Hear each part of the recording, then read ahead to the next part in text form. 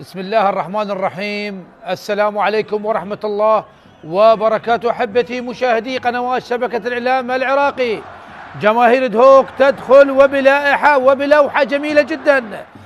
لا للحرب، نعم للسلام.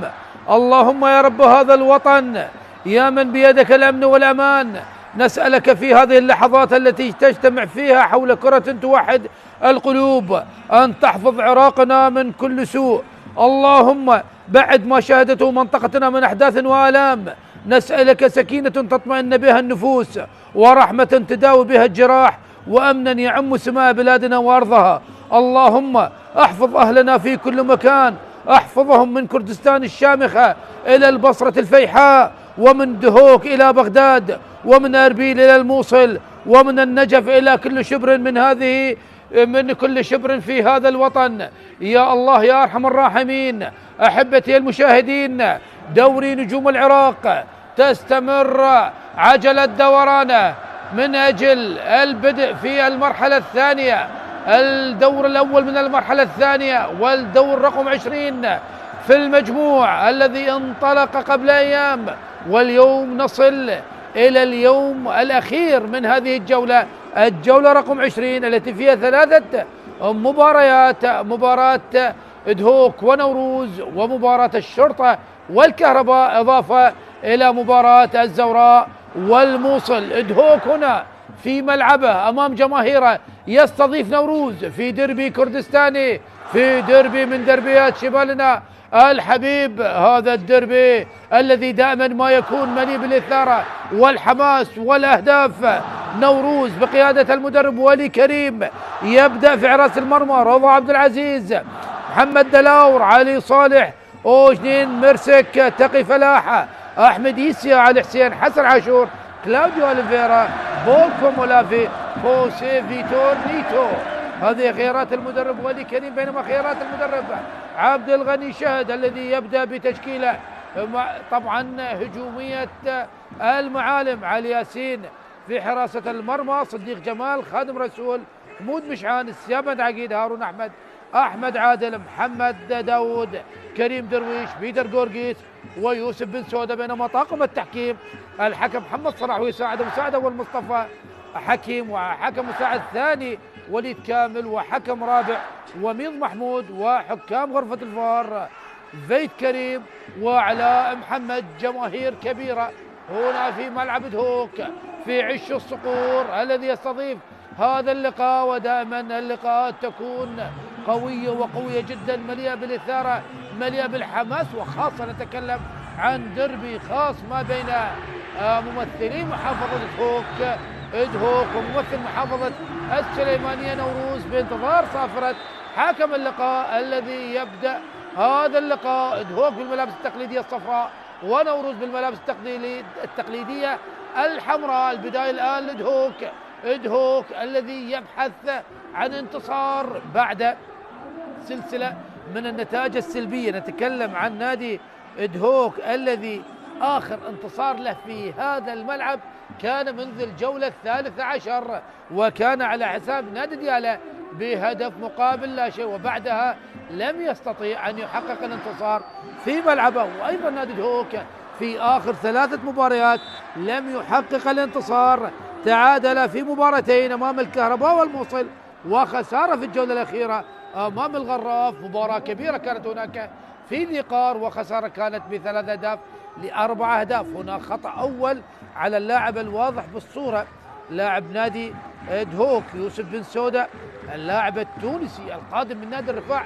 البحريني في فترة الانتقالات الشتوية من أجل تعزيز الفريق، وخاصة على مستوى الخط الهجومي.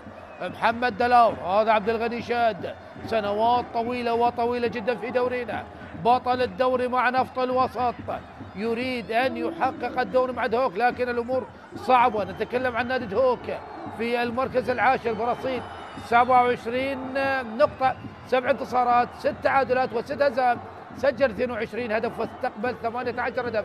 بينما نوروز في المركز الرابع عشر برصيد 22 نقطة، 7 انتصارات وتعادل وحيد و11 خسارة، سجل 21 هدف واستقبل 26 هدف. الفريقين لم يقدما ذلك الأداء الكبير في المرحلة الأولى، لكن في المرحلة الثانية هل هناك خطورة؟ محمد دلور الكابتن دلور مدافع اليمين الذي انطلق ومر، لكن قطعت الكرة من صديق جمال. الواضح طبعا كان قبل قليل، لكن هذا ولي كريم مدرب نادي نوروز العاد من جديد بعدما قاد الفريق في سنوات ماضية، أوصله إلى دور النجوم بعدما كان في الدوريات درجات الدنيا، لكن نوروز ثبت أقدامه في دور النجوم موسم بعد آخر يقوى. كلاوديو أوليفيرا يلعبها قصيرة إلى خادم رسول. أوليفيرا داخل منطقة الجزاء رأسية، لكن بعيدة من الصربي الواضح على الصورة. اونين مرسك، أو كما يقال في الصربي مرشيتش، لكن نتكلم عن اللغة الإنجليزية، هي اللغة التي يعمل بها هنا في دوري نجوم العراق. لا وجود التسلل يا سيد المخرج، نعم في الركلة الركنية لا وجود التسلل، هو حالة الأوفسايد. هنا رأسية اونين مرسك وإلى الخارج. تلعب الآن كرة عالية طويلة على محمد دلور إلى الخارج، رمية جانبية. صديق جمال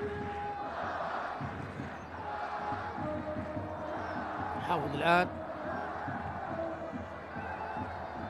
تلعب الكرة كريم بن درويش إلى صديق، يحاول المرور صديق، لكن هناك خطأ على كلاوديو أوليفيرا المشاكس، نعم البرازيلي المشاكس كلاوديو أوليفيرا الواضح على الصورة أكثر من موسم مع نادي نوروز، وأتى لنادي نوروز بعدما تأهل إلى دور النجوم ومن ثم عاد للبرازيل، وبعدها تم طبعا استقطابه مجددا مع نادي نوروز. تلعب الكرة، يحاول الآن من جديد،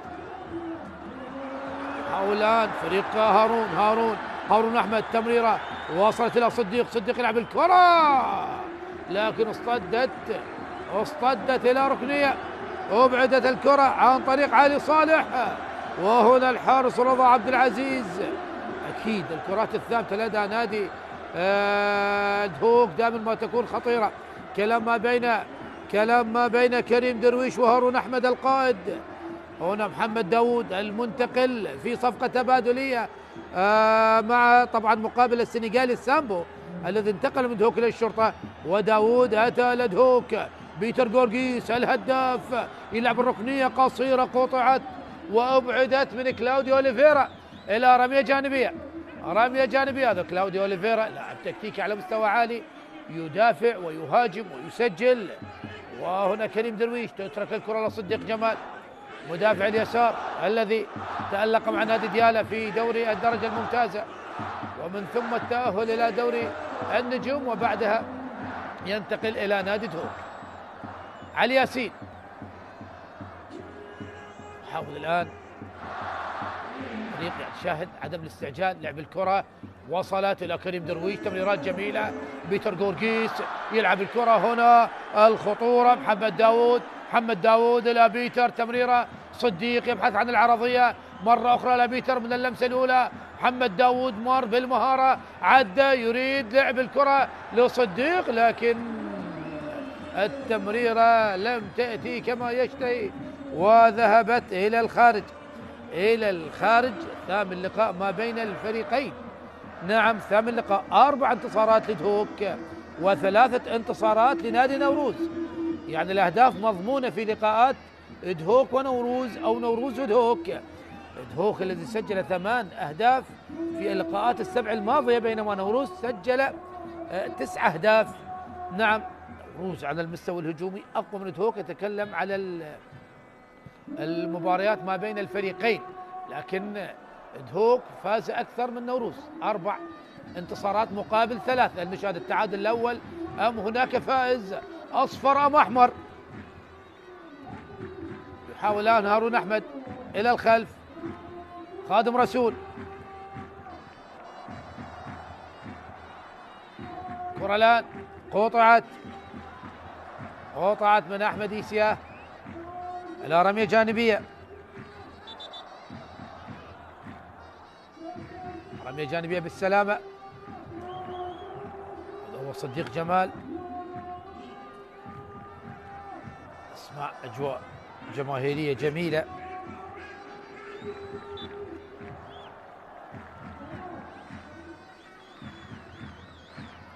اللاعب رمي الجانبيه خادم رسول.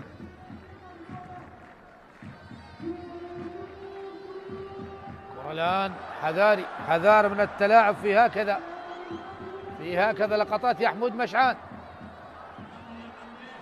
هارون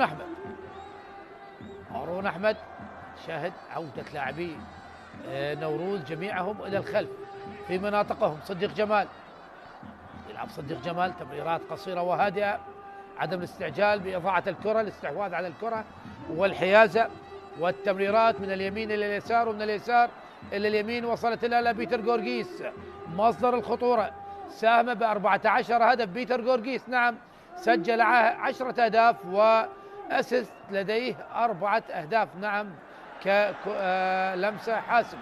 كرة الآن قطعت، عادت النوروز، محاولة الهجوم السريع، يحاول أحمد إيسيا تمريرة في وسط الملعب، محاولة المرور لكن قطعت. لكن هناك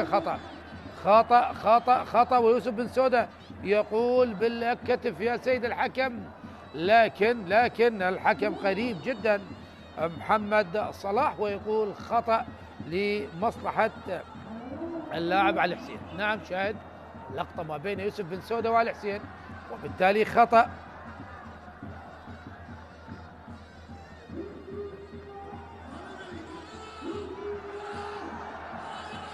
خطأ الآن لمصلحة فريق نوروز. كلاوديو أوليفيرا على لعب الخطأ. كلاوديو أوليفيرا يلعب الكرة العالية، كرة تقريبا منتصف الملعب. نعم يلعب الكرة العالية داخل منطقة الجزاء لكن رأسية والإبعاد عادت لمصلحة نادي نوروز. سكند بول لفريق نوروز. كلاوديو أوليفيرا غير لعب تماما في جهة اليسار. هنا الرأسية، هل يلحق بالكرة؟ تقي فلاح يلعبها، تقي فلاح من اللمسة الأولى لكن بعيدة على الجميع، ولكن هناك أيضا تسلل على تقي فلاح في اللقطة الأخيرة. نعم هو تقي فلاح سبق وشاهدناه مع نادي الكرخ. علي ياسين 18 مباراة لعلي ياسين، هذه المباراة 19، حافظ على إضافة شباكه ب10 مباريات. ضربة حرة غير مباشرة ونشاهد الإعادة. نعم تقي فلاح عاد ليس تقي فلاح وإنما تكلم عن اللاعب خوسيه نيتو الذي عاد من اللاعب البرازيلي، عاد من التسلل. تلعب الكرة، يضغط على الأمام فريق نوروز. 10 دقائق واضح تماما الجانب التكتيكي يضغي على واقع المباراة. أكيد هي مباراة مهمة للفريقين، وخاصة نتكلم عن وسط جدول الترتيب ما بين أصحاب المراكز 10 والرابع 10، فرق 5 نقاط ما بين الفريقين. وننطلق كلاوديو أوليفيرا يلعب الكرة العرضية، وهنا الإبعاد بصورة جميلة من حمود مشعان. هارون أحمد رمانة الميزان، صراع الكباتن في وسط الملعب ما بين هارون ومحمد دلاو. وصلت إلى بيتر جورجيس مصدر الخطورة. بيتر جورجيس قاذفة الصواريخ، شاهدنا هدفه الجميل في مرمى الغراف. وصلت الكرة الآن داود لصديق. صديق يلعب الكرة العالية تجاه يوسف بن سودة لكن قطعت الكرة. هارون أحمد لم يسيطر على الكرة. وصلت الآن إلى سيابند عقيد. سيابند من جديد حمود مشعان، دهوك أكثر سيطرة.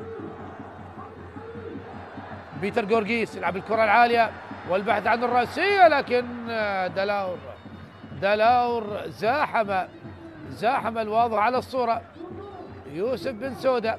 نعم زاحم في اللقطة الماضية من أجل عدم إعطائها المساحة والوقت ولعب الكرة الرأسية وتكون خطيرة على مرمى رضا عبد العزيز. شاهد اللقطة، شاهد دلاور كيف احتك مع كريم درويش. نعم كيف احتك مع كريم درويش وبالتالي لم يسمح له بأن يلعب الكرة على المرتاح. عبد الغني شهد يراقب ويناظر. رمية جانبية الآن لمصلحة نادي نوروز.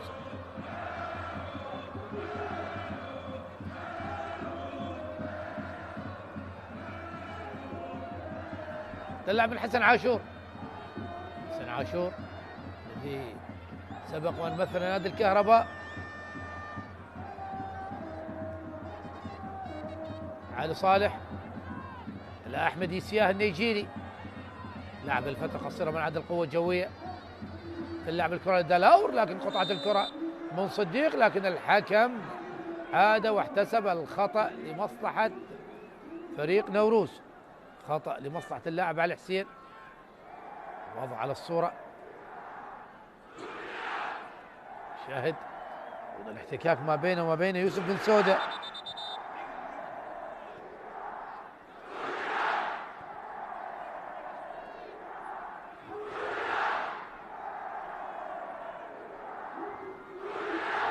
يلعب الخطأ.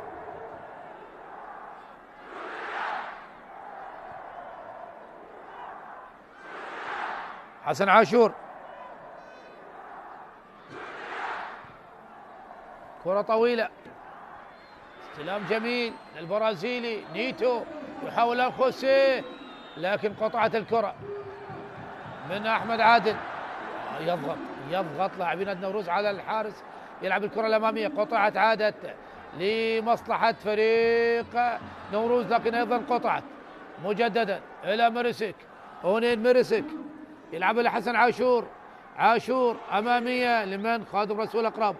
كرات مقطوعة من الفريقين، عادت لنوروز، وهناك خطأ، هناك خطأ لمصلحة نادي دهوك، هناك خطأ لمصلحة نادي دهوك. شاهد اللقطة، حسين يضغط على هارون في هذه اللقطة، وبالتالي نعم خطأ، هناك عملية دهس من قبل علي حسين. عادت نادي دهوك، مباراة ذات جانب تكتيكي عالي وعالي جدا. صديق يلعب الكرة العالية الطويلة، لكن ابعاد الرأسية من الصربي. مرسك مجددا، صديق رأسية، محمد دلاور أقرب من يوسف بن سودة. دلاور يلعب الكرة العالية، الرأسية عادت لهارون، هارون إلى أحمد، أحمد أمامية، قطعت عادت لهارون مجددا. هارون يغير لعب تماما هناك باتجاه بيتر جورجيس، بيتر جورجيس يحاول المرور لكن يضغط عليه تقي فلاح. يعني شاهد لاعبين كمدافعين يسار في لدى نادي نوروز من أجل الحد من خطورة بيتر جورجيس. حسن عاشور ومن أمامه تقي فلاح، أكيد لاعب مهم جدا، لاعب خطير جدا، هو السبب يعني هو مصدر الخطورة. يعني نتكلم عن بيتر جورجيس، ساهم ب14 هدف، سجل 10 وصنع 4 من مجموع 22 هدف. يعني نتكلم 14 هدف من مجموع 22، يعني ما يقارب ساهم بأكثر من 65% من الأهداف. هنا التمريرة الجميلة، تمريرة جميلة كانت من بيتر جورجيس، لكن طالت على هارون وإلى الخارج إلى ركلة مرمى.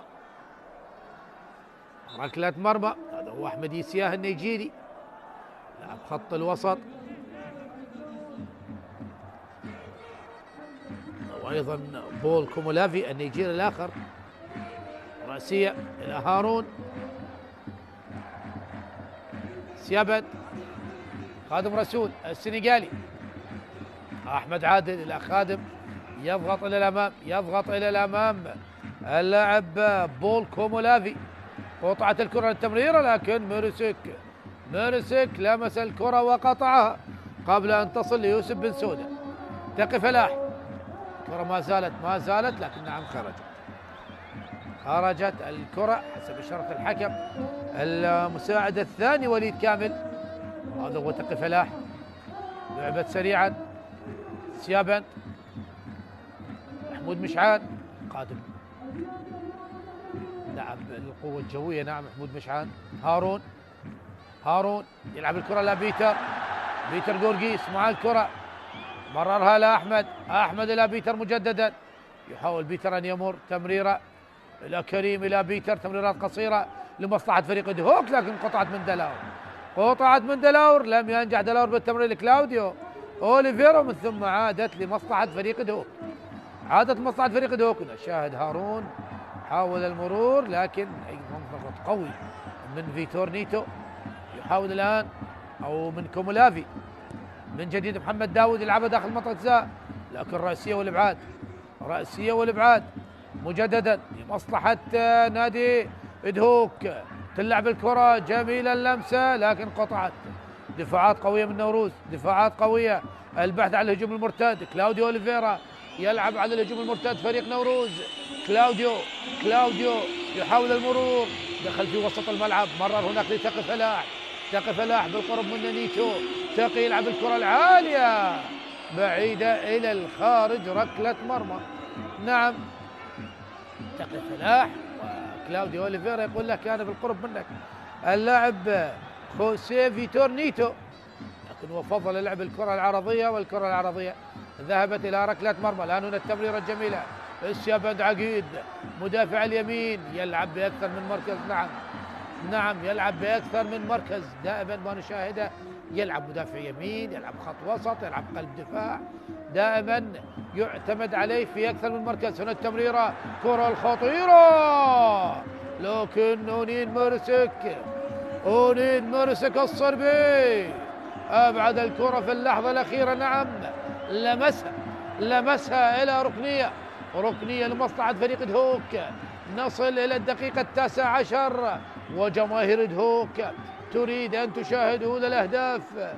نعم، هذه الجماهير الحاضرة بقوة هنا في ملعب دهوك من أجل موازرة صقور الجبال. هذا هو بيتر غورغيس على لعب الركلة الركنية. هل يكون رفقة منتخبنا الوطني في الملحق العالمي انتظار الفائز من مباراة بوليفيا وسورينام؟ ركنية الآن لمصلحة فريق دهوك. بيتر غورغيس على لعب الركلة الركنية، تلعب من بيتر غورغيس على القائم الأول. هنا الرأسية والإبعاد من مرسك، عادت إلى غورغيس مجددا. بيتر بالقرب منه، كلاوديو أوليفيرا قاطع الكرة مارادونا. الوضع على الصورة، هارون إلى بيتر، يحاول الآن فريق نوروز بالهجمة المرتدة لكن طويلة. هناك يعني تمريرات خاطئة من لاعبين نادي نوروز بالاعتماد على الهجمة المرتدة. يعني الهجمة المرتدة تحتاج أن تكون دقيق جدا بلعب الكرات إلى الأمام. على العموم 20 دقيقة حبتي مشاهدي قنوات شبكة الإعلام العراقي، والتعادل السلبي لغاية الآن ما بين الفريقين. طبعا مباراة الذهاب انتهت لمصلحة نادي دهوك، وهناك في نوروز بهدفي بيتر غورغيس. نتكلم عن هدافي المواجهات، بيتر غورغيس هو أحد الهدافين بهدفي، وأيضا هناك آسر رستم، مروان حسين أيضا سجلوا هدفين من نوروز في مرمى دهوك، لكن آسر رستم خلاص انتقل من نادي نوروز، ومروان حسين موجود على دكة البدلاء. سيابند عقيد مصلحة نادي دهوك، سيابند لا كريم، سيابند مجددا، تمريرة جميلة وصلت لكريم درويش من جهة اليمين. كريم درويش يلعبها إلى سيابند، كرة العالية والبحث عن تصوير محمد داود، لكن الإبعاد من دفاعات فريق نوروز، لكن سرعان ما استعاد هارون مرة أخرى سيابند، لكن أيضا اصطدت بتقي فلاح والكرة للخارج. بالسلامة لتقي فلاح. عبد الغني شهد الذي استلم الفريق من الدور الخامس لغاية الآن 7 انتصارات 6 تعادلات وخسارتين فقط، كانتا أمام الغراف الخسارة الأخيرة، ومن قبلها أمام أربيل، وكانتا خارج ملعب دهوك. نعم، لم يخسر في ملعبه، لم يخسر نادي دهوك في ملعبه بعدما استلم عبد الغني شهد. الإعادة، اللقطة والاحتكاك داخل منطقة الجزاء. هل هناك شيء؟ شاهد اللقطة والصراع ما بين المدافع علي صالح ويوسف بن سودة التونسي. رمية جانبية الآن لمصلحة نادي دهوك.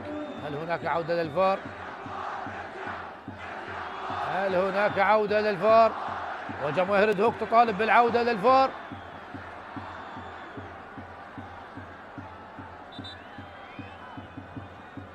يطلب من اللاعبين العودة. لغاية الآن محمد صلاح يتكلم مع حكام الفار، بيت كريم وعلاء محمد، ويظل الكابتن محمد دلور يتكلم مع الحكم.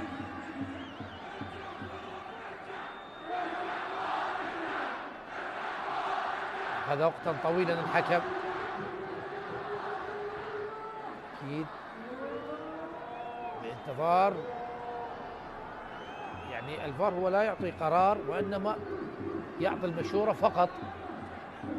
هو الحكم من يأخذ القرار، حكم الساحة يأخذ القرار الأول والأخير، لكن ويتكلم هل هناك يعني حاجة للعودة من أجل مشاهدة اللقطة في الفار. ولكريم يتحدث مع المساعد. ماذا هناك؟ ماذا هناك يا سيد الحكم؟ نعم، نستأنف اللقاء ولعب الرمية الجانبية لمصلحة نادي دهوك. لا وجود لأي ركلة جزاء. نعم، نو بنالتي. من جديد الكرة لمصلحة نادي دهوك، تلعب الكرة طويلة من حمود مشعب تجاه محمد داود. هنا الرأسية، كرة الخطيرة يوسف بن سودة، تصويبة من بن سودة لكن بعيدة تماما، لكن رأسية جميلة محمد داود. وكريم درويش يحضر الكرة لبن سودة، لكن بن سودة أطاح بها بعيدا. شاهد محمد داود إلى كريم بن درويش الذي حضر الكرة بصورة جميلة جدا، لكن بن سودة فضل القوة على الدقة، والكرة ذهبت بعيدا باتجاه مدرجات ملعب دهوك التي طبعا ممتلئة بالجماهير، الجماهير المساندة. نعم، شاهد هنا يعني اعتبروا اللقطة صراع ما بين محمد صلاح، ما بين علي صالح والبن سودة. كرة الآن لمصلحة فريق نوروز، لكن قطعت من خادم رسول، حاول بالكرة بول كومولافي لكن قطعت. لعبة الرمية الجانبية، هارون أحمد مرر تمريرة قصيرة تقف، فلاح يصوب لكن اصطدت محمود مشعان. سيابد عقيد بالمتابعة إلى بيتر جورجيس إلى هارون يطلب من السيابند التقدم إلى الأمام، لكن يهدي هارون أحمد. نعم، هو الذي بيده الرتب، هو الذي بيده التمريرات المفتاحية، التمريرات الأمامية. كرة الآن قطعت وعادت إلى محمد دلاور تمريرة أمامية وصلت إلى فيتور خوسيه، والكرة الآن كومولافي يلعب الكرة العالية فوق العارضة من الليجيري كومولافي، والكرة إلى الخارج. شاهد حاول لعب الكرة من فوق الحارس، كرة عرضية لكن ذهبت إلى الخارج إلى ركلة مرمى. نعم، لا هي عرضية لا هي تصويبة. التصويب من هكذا الزاوية أشبه بالمستحيل، إلا إذا كنت فان باستن عام 88 في مرمى دوزايف حارس مرمى الاتحاد السوفيتي الذي سدد كرة من زاوية أشبه بالمستحيل. نعم، وأودعها الشباك في نهائي أوروبا 1988. من 88 نعود إلى 2026 دهوك ونوروز، وما زالت النتيجة سلبية الأهداف. يحاول الفريقين التقدم إلى الأمام إلى تسجيل الأهداف، لكن المحاولات تتكسر عند حدود منطقة الجزاء. هنا بيتر يبحث عن زاوية التصويب، مرر إلى محمد داود إلى بيتر البحث الآن عن تصويب باليمنى، يمرر باليسرى، يحاول أن صديق لكن أقرب إلى رضا عبد العزيز. تمريرة طويلة لمن يا رضا، وصلت من رضا إلى الحارس علي ياسين، من رضا لعلي ياسين، وعلي ياسين إلى هارون مجددا لسيابد عقيد.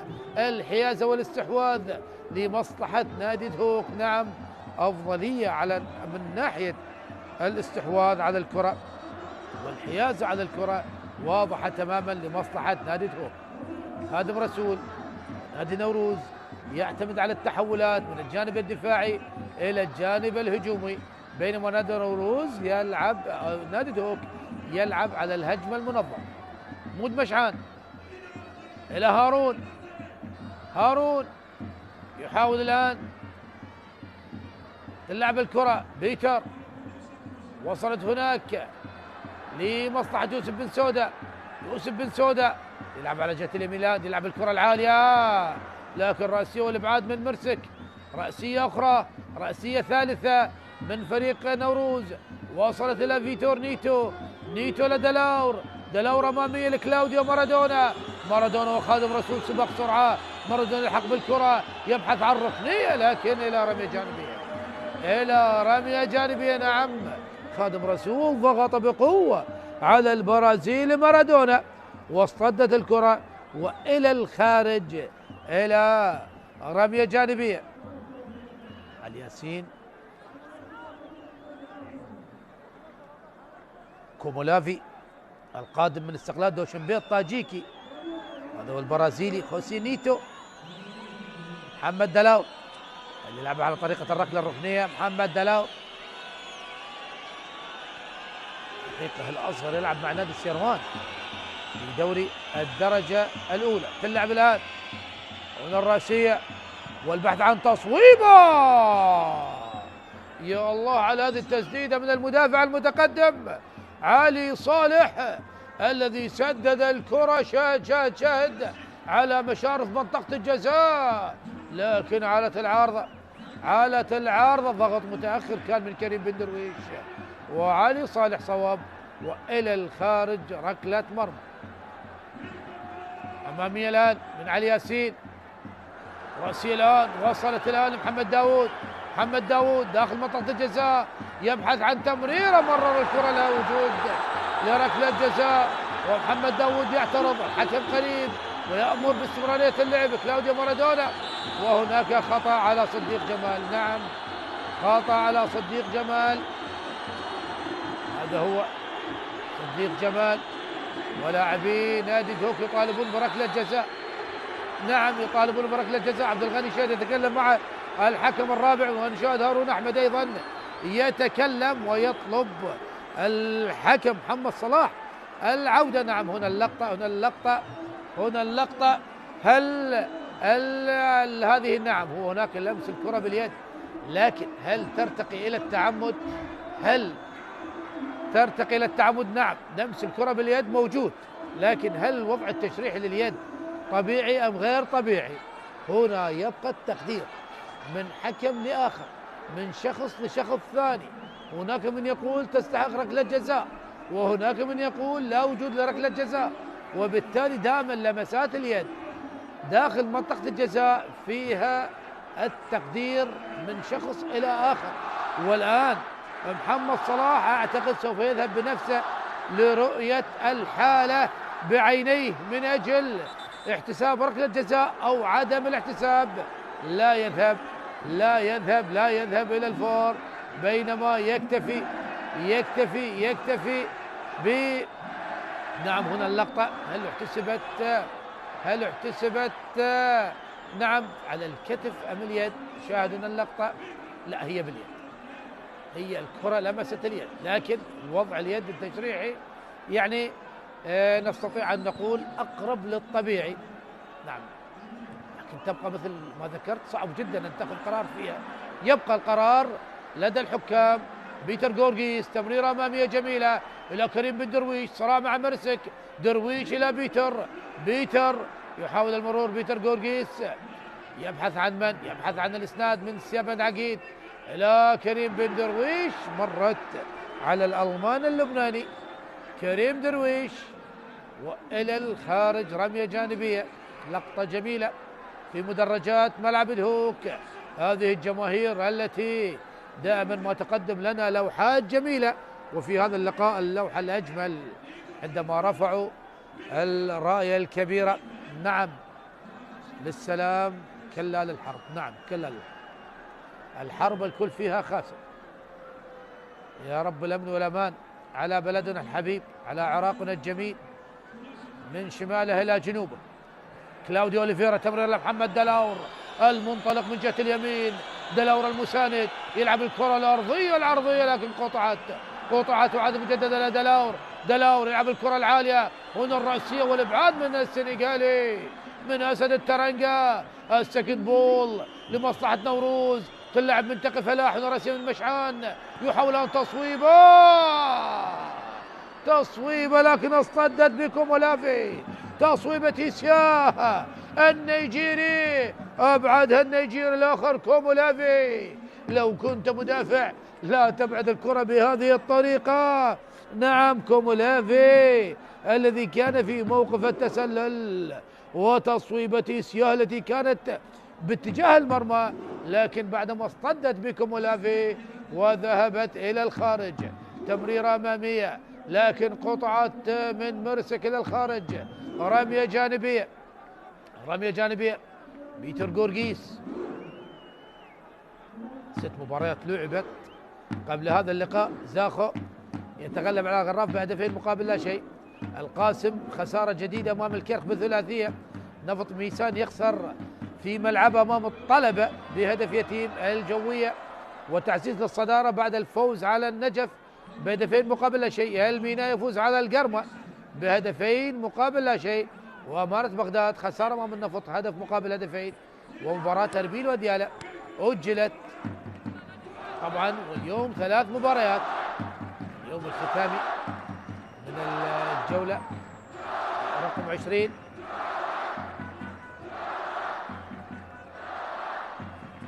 خادم رسول، الكرة العالية والابعاد من تقي فلاح، لكن هناك راية وتسلل.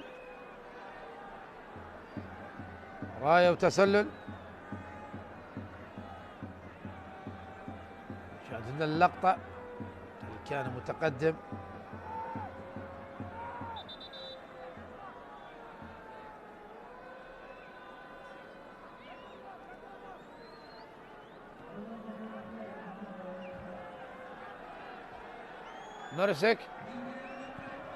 مرسك على لعب الكرة العالية الطويلة، هنا الرأسية والإبعاد. كريم درويش إلى أحمد عادل. كريم درويش يحافظ على كرته بصورة جميلة، فارق القوة.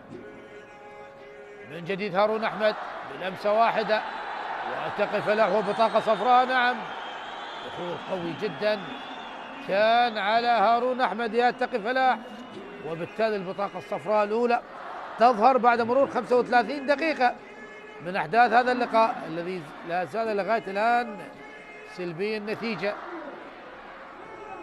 دخول قوي كان تقي فلاح في اللقطة الأخيرة. شاهد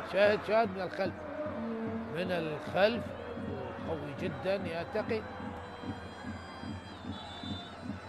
من اللقطة وبالتالي بطاقة صفراء مستحقة، يعني كان رحيما بك الحكم محمد صلاح فقط في البطاقة الصفراء. يعني تدخل من الخلف بهذه الطريقة يا تقي فلاح يعني غير مقبول بالمرة. بالسلامة طبعا اللاعب هارون أحمد ولكريم الذي استلم المهمة من الدور السادس لغاية الآن. 6 انتصارات وتعادل وحيد و7 هزائم. سجل الفريق معه 15 هدف واستقبل 13 هدف. عبد الغني شهد طبعا مسلسل تغيير المدربين ما بين الاستقالة والإقالة مستمر في دورينا. طبعا تعيين عصام حمد مدرب النادي القرمة خلفا للإسباني. وهنا جماهير دهوك ترفع راية دهوك هنا في المدرجات. هارون أحمد يطالب بالورقة الحمراء على تقي فلاح بعد التدخل القوي. هنا اللقطة والتدخل قوي جدا. نعم هناك تهور من تقي فلاح في هذه اللقطة. شاهد تدخل القوة بطاقة صفراء. أيضا عبد الغني شهد لسان هذا يقول ايش هدومي. نعم انفعالات عبد الغني شهد نعم معروفة من المدربين المتميزين. نعم سنوات طويلة سنوات طويلة، شاهد يعني حتى الجراب تمزق بعد تدخل تقي فلاح. كرة الآن لمحمد داود، محمد داود إلى كريم درويش. كرة الآن أحمد عادل، تمريرة تغيير اللعب هناك للجهة اليمين. بيتر جورجيس الخطير، بيتر يبحث عن زر التصويب لكن اصطدت بتقي فلاح. دائما تقي فلاح 1 على 1 مع بيتر جورجيس. شاهد تقي فلاح قريب على بيتر، يعرفون خطورة هذا اللاعب وخاصة التصويبات من خارج منطقة الجزاء. هنا التمريرة وصلت إلى سابد عقيد، واصطدت الكرة بحسن عاشور إلى الخارج من حسن عاشور إلى ركنية. هذا هو حسن عاشور مدافع اليسار. ركلة ركنية لمصلحة نادي دهوك، هي ثالث ركلة ركنية. المتخصص بيتر جورجيس على تنفيذ الركلة. بيتر يلعب الركلة هنا الرأسية لعاد من كلاوديو مارادونا. من جديد قطع الكرة من نيتو أحمد إيسيا والهجوم المرتد. تمرير الآن يبحث على كومولافي لكن تغطية موجودة من أحمد عادل إلى الخارج إلى رمية جانبية. تغطية باللاعب خط الوسط، هذا هو أحمد عادل قادم من الدوري الفرنسي. رمية جانبية. الغني شهد ما زال ينتظر الهدف الأول، ونفس الحال لولي كريم. تلعب رمية جانبية، الإبعاد من صديق جمال. أحمد إيسياه لعلي صلاح، قطعت الكرة أحمد عادل لهارون، ثنائي خط المنتصف. هارون أحمد يلعبها إلى سيابان عقيد جهة اليمين أنشط من جهة اليسار وأكثر فعالية بوجود بيتر جورجيس وسيابان عقيد يلعب الكرة الخطيرة والإبعاد في اللحظة الأخيرة من أحمد إيسياه من أمام محمد داود، والكرة اصطدت إلى الخارج إلى ركلة مرمى لمصلحة نادي نوروز. هذا هو كلاوديو أوليفيرا الملقب بمارادونا. ركلة مرمى. رفع عبد العزيز، المباراة التاسعة له، حافظ على نظافة الشباكة في 8 مباريات سابقة، في مباراتين فقط. نعم 8 مباريات، لديه 2 كلين شيت.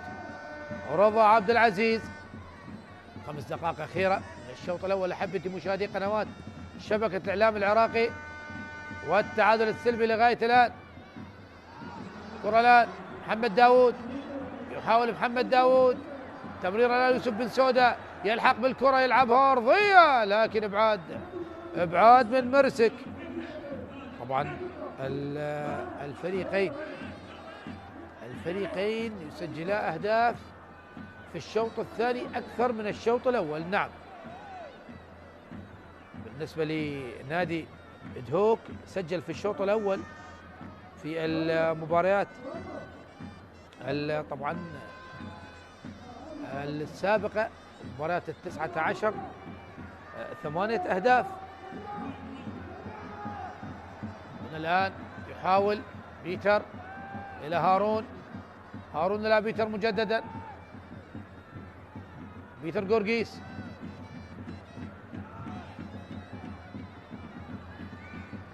تلعب الكرة.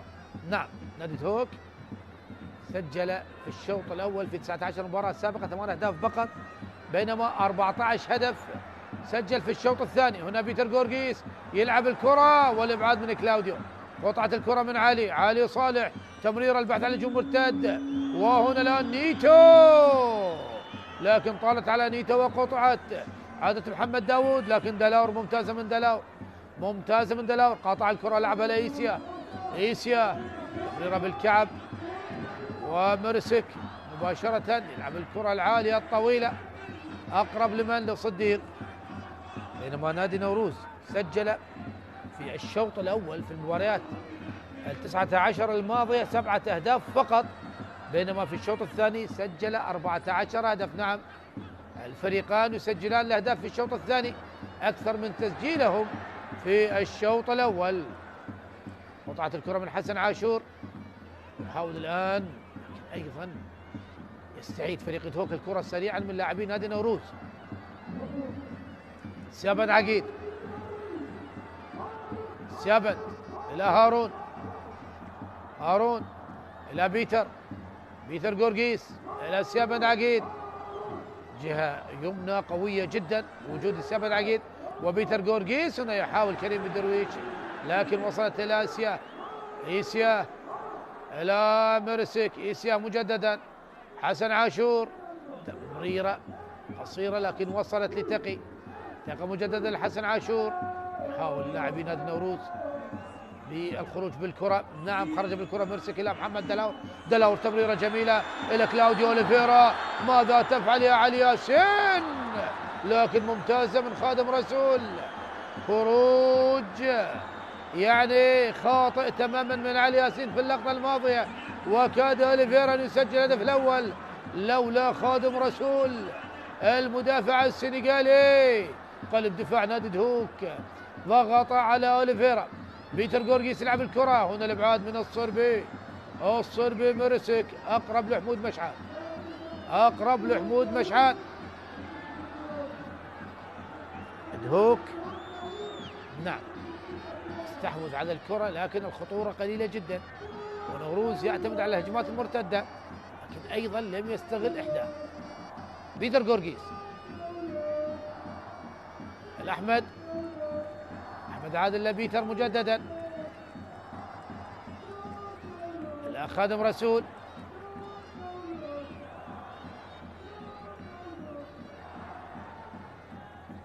مود مشعان، تمريرات قصيرة يأخذ وقتا طويلا فريق دهوك بالهجمة والتمريرات بسبب شاهد الدفاع، ويلعبون على أخطاء لاعبي فريق دهوك. فريق نوروز هنا كلاوديو أوليفيرا لكن هناك خطأ، هناك خطأ لمصلحة فريق نوروز ويطالبون بالورقة الصفراء لاعبين نادي نوروز. حاول التأثير على الحكم لكن الحكم خلاص أخذ قراره. محمد صلاح، نلعب في الدقيقة الأخيرة، الدقيقة 45. شاهد هناك نعم الخطأ الذي كان على أحمد عادل لمصلحة كومولافي، بول كومولافي القادم من نادي استقلال دوشنبي الطاجيكي.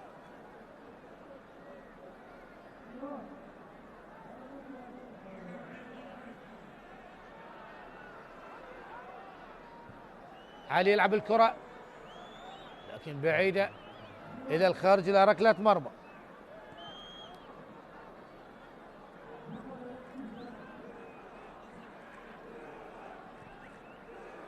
تلعب الكرة العالية، علي وبعد الكرة محمد دلاور بالرأس، كريم درويش إلى صديق، صديق يحاول المرور، مار صديق لكن ضغط من أحمد إيسياه، أحمد إيسياه النيجيري يفتك الكرة، صديق يضغط لكن إيسياه مرور جميل، وتمريرة إيسياه قصيرة وقطعت وابعدت من محمد دلاور، وصلت لهارون، هارون أحمد، هارون القرب من أحمد، نعم يلعبها لأحمد، أحمد تمريرة جميلة إلى كريم لكن الكرة إلى الخارج بالكاد، لحق بالكرة ولم يستطيع التعامل معها بالصورة الصحيحة. 6 دقائق كوقت مضاف على أحداث الشوط الأول، لكن شاهد التمريرة الجميلة من أحمد، نعم تمريرة جميلة من أحمد عادل، وكريم درويش حاول لعب الكرة العرضية لكن الكرة ذهبت إلى الخارج، إلى الخارج. ركلة مرمى، شاهد كلاوديو أوليفيرا حاول لكن شاهد خادم رسول يا الله على الانقضاض على الكرة، نعم انقضاض على الكرة والإبعاد. تلعب الكرة العالية من رضا عبد العزيز، هنا الرأسية يحاول الآن كومولافي، وصلت إلى دلاور، دلاور إلى كومولافي، صعبة جدا وبعيدة وللخارج. ركلة مرمى لعبت سريعة من علي ياسين، أكيد محمد دلاور غير راضي، ولي كريم يراقب يريد على الأقل الخروج متعادلا في الشوط الأول، كانت الأفضلية لمصلحة نادي دهوك لكن ليست بتلك الخطورة الكبيرة. محمد داود يمرر قطعة الكرة، كلاوديو مارادونا يلعبها إلى نيتو، نيتو البرازيلي قدم نيتو بالقرب من تقي فلاح. نيتو مع بيتر جورجيس، ولا وجود للخطأ، لا وجود للخطأ. الحكم قريب جدا. عادت الكرة، استقطعت، وصلت الآن لمصلحة نادي دهوك. مرت وطالت على يوسف بن سودة، وركلة مرمى لمصلحة نادي نوروز. خلنا الدقيقة الثالثة من الوقت المضاف.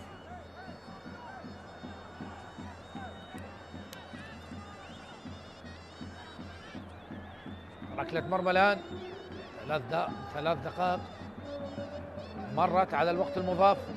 محمود مشعان تلعب ركلة المرمى من الرأسية. يحاولان كومولافي، رأسية أخرى لمارادونا. كلاوديو يقرب من الصديق. كلاوديو يلعب الكرة العالية بعيدة تماما على تقي فلاح وإلى الخارج. رمية جانبية. سيابان عقيد،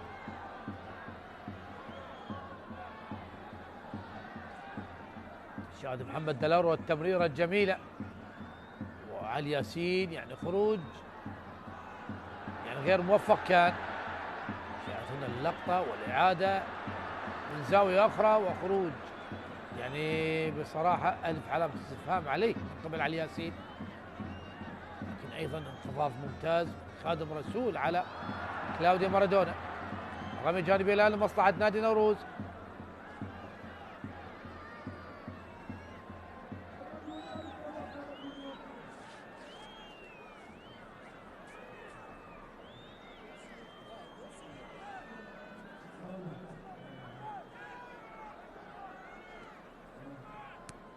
رمي الجانبية تلعب من حسن عاشور. هنا الرأسية ولعب الكرة. دلاور يحاول يضغط على محمد داود. دلاور على محمد داود، لكن محمد داود يلعب الكرة الأمامية. أقرب الهيسيا. أحمد إلى علي صالح. رضا، اللمسة الأولى والكرة العالية من الرأسية. عادت إلى أحمد هيسيا. يحاول علي صالح إلى كلاوديو، قطعت من صديق بتكلينج جميل لهارون. لكريم، لبيتر جورجيس. يلعب إلى سيابان عقيد. هارون أحمد. حاول فريق دهوك في هذه الكرة. هارون مع الكرة يلعبها الآن لبيتر لأحمد. لسيابد، لكن أقرب لتقي فلاح. قطعت الكرة من تقي فلاح، وصلت إلى نيتو يحاول البرازيلي. خوسيه، مرور جميل، وهناك خطأ. نعم، مهارة برازيلية جميلة جدا من خوسيه نيتو البرازيلي. أحمد يسال محمد دلاور، هنا من جهة اليمين. الدقيقة الأخيرة من الوقت المضاف. تلعب محمد دلاور الكرة العالية.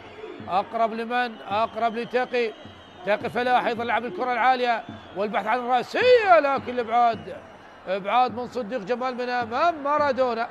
وصلت لهارون. ثواني أخيرة على نهاية ال6 دقائق التي احتسبت كوقت مضاف على أحداث الشوط الأول. تلعب هنا في جهة اليسار لمحمد داود لكريم درويش، لكن قطعت من علي صالح وإلى الخارج إلى رمية جانبية. أعتقد خلاص الشوط الأول بطريقة إلى التعادل السلبي ما بين دهوك ونوروز. كريم إلى أحمد إلى هارون. هل يصوب هارون؟ تصويبة من هارون لكن سهلة بأحضان الحارس رضا عبد العزيز. والحكم محمد صلاح ينهي أحداث الشوط الأول بالتعادل السلبي ما بين الفريقين. أحبة المشاهدين، استراحة قصيرة ونعود إليكم مجددا، لا تذهبوا بعيد.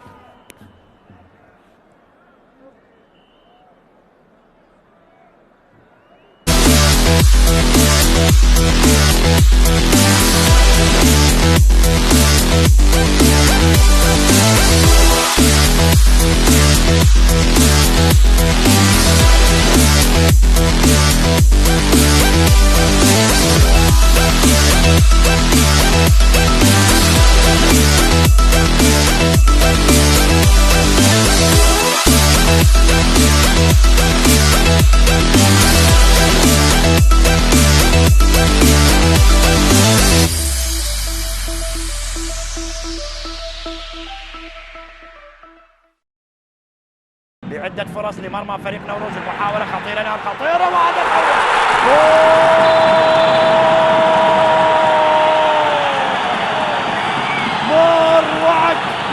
مروعك محمد الحايك يسجل هدف ولا أروع. الله الله الله، رهيب والله رهيب، فيك الجمال العجيب، هدف فريق نوروز. الله على هدف ولا أروع. يا انتظرنا هذا الهدف، انتظرنا هذه اللقطة، وهدف ولا أروع. الله على اللقطة الجميلة، على الهدف الجميل. لاحظ هنا الإعادة، لاحظ هنا اللقطة، هنا المحاولة نوروز. الله الله الله، لا الله، لاحظ الإعادة، 1-2 الآن مع التمريرة، وهنا التسديدة على المرمى، وهدف تغالط الحارس محمد العماسي ليسجل فريق نادي نوروز أول أهداف المباراة. الله على هدف، الله على هدف، على هدف جميل، هدف رائع. أو هذا مروان، هذا مروان، هذا الفنان، هذا مروان الفنان يسجل، أو إبراهيم محمد هو من سجل الآن لنوروز. كنا نتوقع الحايك من سجل. محاولة تستمر، حكم رضا تشير الاستمرار، خطيرة محمد رضا، ممكن الآن ثاني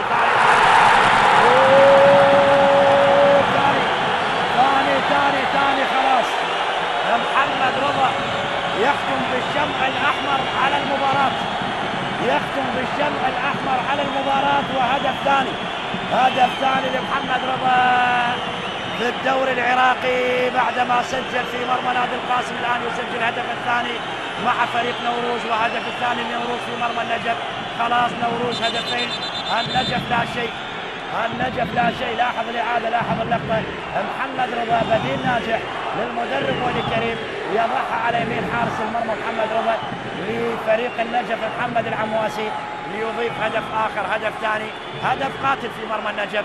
خلاص نوروز الآن إلى النقاط الثلاث وإلى المركز الثاني عشر مؤقتا، وانتصار السابع هذه المرة على حساب نادي النجف اللي يتلقى الخسارة الخامسة عشر.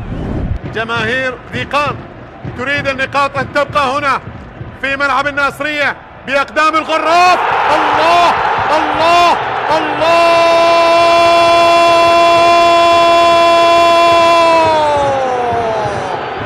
في ذي قار، في ذي قار يأتيك الرعب، يأتيك الرعب على شكل حافلة محملة برجال الغراف، محملة برجال الغراف. اي والله، هدف للغراف السامري. فيدلس كوكو، فيدلس كوكو يتقدم بأول أهداف المباراة. هدف جميل، هدف جميل، هدف رائع. شوف الإعادة، شوف الإعادة، الله الله الله الله، يا ولد يا ولد يا ولد يا ولد يا ولد يا كوكو، يا ولد يا كوكو. في ذي قار أعلنها هنا في الناصرية ليتقدم الغراف بأول أهداف المباراة. هدف مقابل لا شيء ليقلص الفارق مع هداف دورينا تيميروف إلى هدف واحد. بلن يقود هجوم مرتد، انطلاقة سريعة، تمريرة ممتازة، هذه للثاني، هذه للثاني، الغراف الغراف الغراف الغراف، الله الله، بشجاعة الغراف، كبرياء الغراف، جمال وذكاء الغراف، جاءوا ليؤكدوا عمق الانتماء التاريخي للغراف السامري. اي نعم، للغراف السامري. هذا بشير كورياني، جول، هدف ثاني. يا هليلة يا هليلة يا هليلة، ليلة من ليالي الغراف، ليلة من ليالي الغراف، ليلة من ليالي ذي قار. الله على الناصرية، الله الله الله الله الله الله. بلنت بكرة، بلنت بتمريرة لبشير غورياني. غورياني غورياني التونسي، هوبا التونسي، هوبا هوبا هوبا هوبا. الله الله الله الله الله الله الله الله الله الله الله الله على الغراف. ترى جورجيس سيطر على كرته، تبقى المحاولة.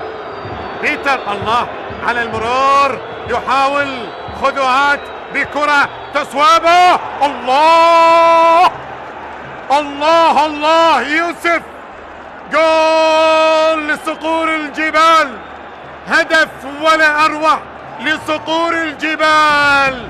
هدف جميل ورائع، هدف جميل ورائع. يوسف بن سودة بكرة خذ وهات. الله الله على جمال الهدف، يا روعة الهدف، بأناقة الهدف.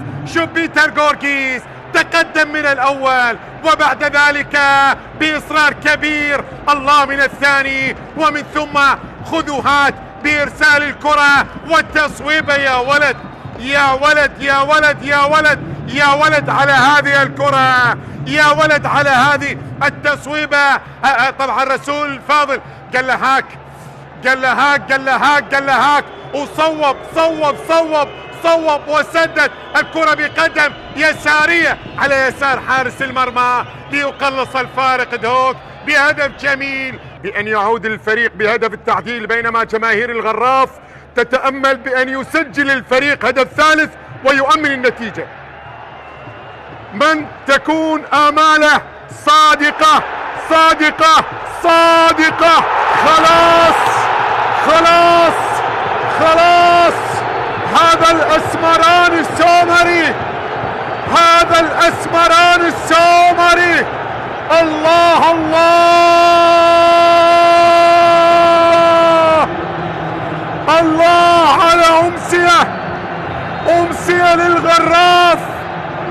خلاص خلاص خلاص خلاص. الغراف، الغراف بالثلاث بالثلاث بالثلاث عن طريق الأسمراني السومري السومري السومري السومري. أبناء ذي قار، أبناء الناصرية، أبناء الناصرية. شوف شوف شوف شوف شوف شوف شوف شوف الخطأ الكبير، شوف الخطأ الكبير. هنا الخطأ، هنا الخطأ، هنا الخطأ، هنا الخروج. هنا مرت ولكنها ما مرت ما مرت ما مرت ما مرت على كوكو، ما مرت على فيدلس، ما مرت على كوكو. كوكو بثالث، كوكو خلص المباراة، كوكو يطمئن الجماهير، كوكو يعلنها أمام فريق الطلبة. مباراة منتظرة أمام الأنيق، الأنيق والعنيق بخلال. هذه فرصة لرابع، لرابع. الله الله الله الله. جول، جول رابع رابع رابع رابع. هدف، هدف لأبناء مدينة الحضارات العريقة، هدف لأبناء مدينة الحضارات العريقة وموطن الأبيات الخالدة.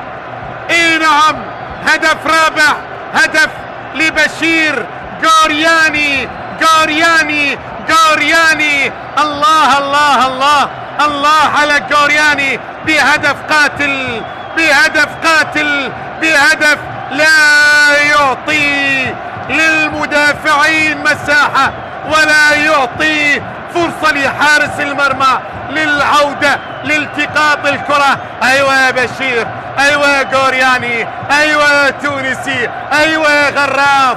وخطأ بهدف رابع، وبالتالي هذه كرة القدم تستغل الأخطاء، بينما مجتبى القام. كرة جول، كرة جول، كرة جول. جنون المباراة، يا جنون المباراة، يا روعة المباراة، يا جنون كرة القدم ب6 أهداف لغاية الآن. اي والله 10/10 لغاية الآن المباراة. كرة ملعوبة لمصلحة فريق دهوك. بيتر غورغيس، الله الله،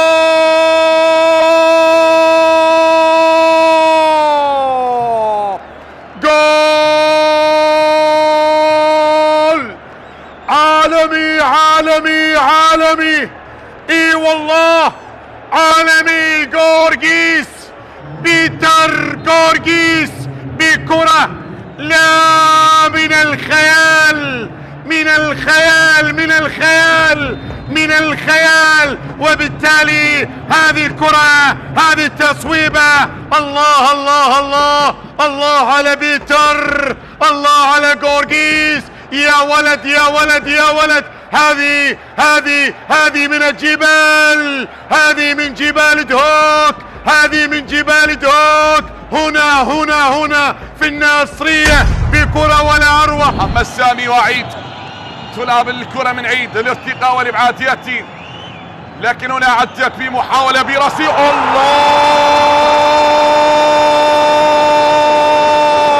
عصام الصبحي ياتي باول اهداف المباراة. نعم بهدف مبكر دانييل جيبولا لراسية عصام اسكنها الشباك، والهدف المبكر في ليلة الكبار. نعم تحلق الصقور، وبرأسية الكبير عصام الصبحي يفتتح التسجيل للقوة الجوية. هنا جماهير الصقور التي امام نقيب القارة الآسيوية، هذه عدت والتقدم. هنا محمد جواد الثاني، هنا محمد جواد الثاني، الله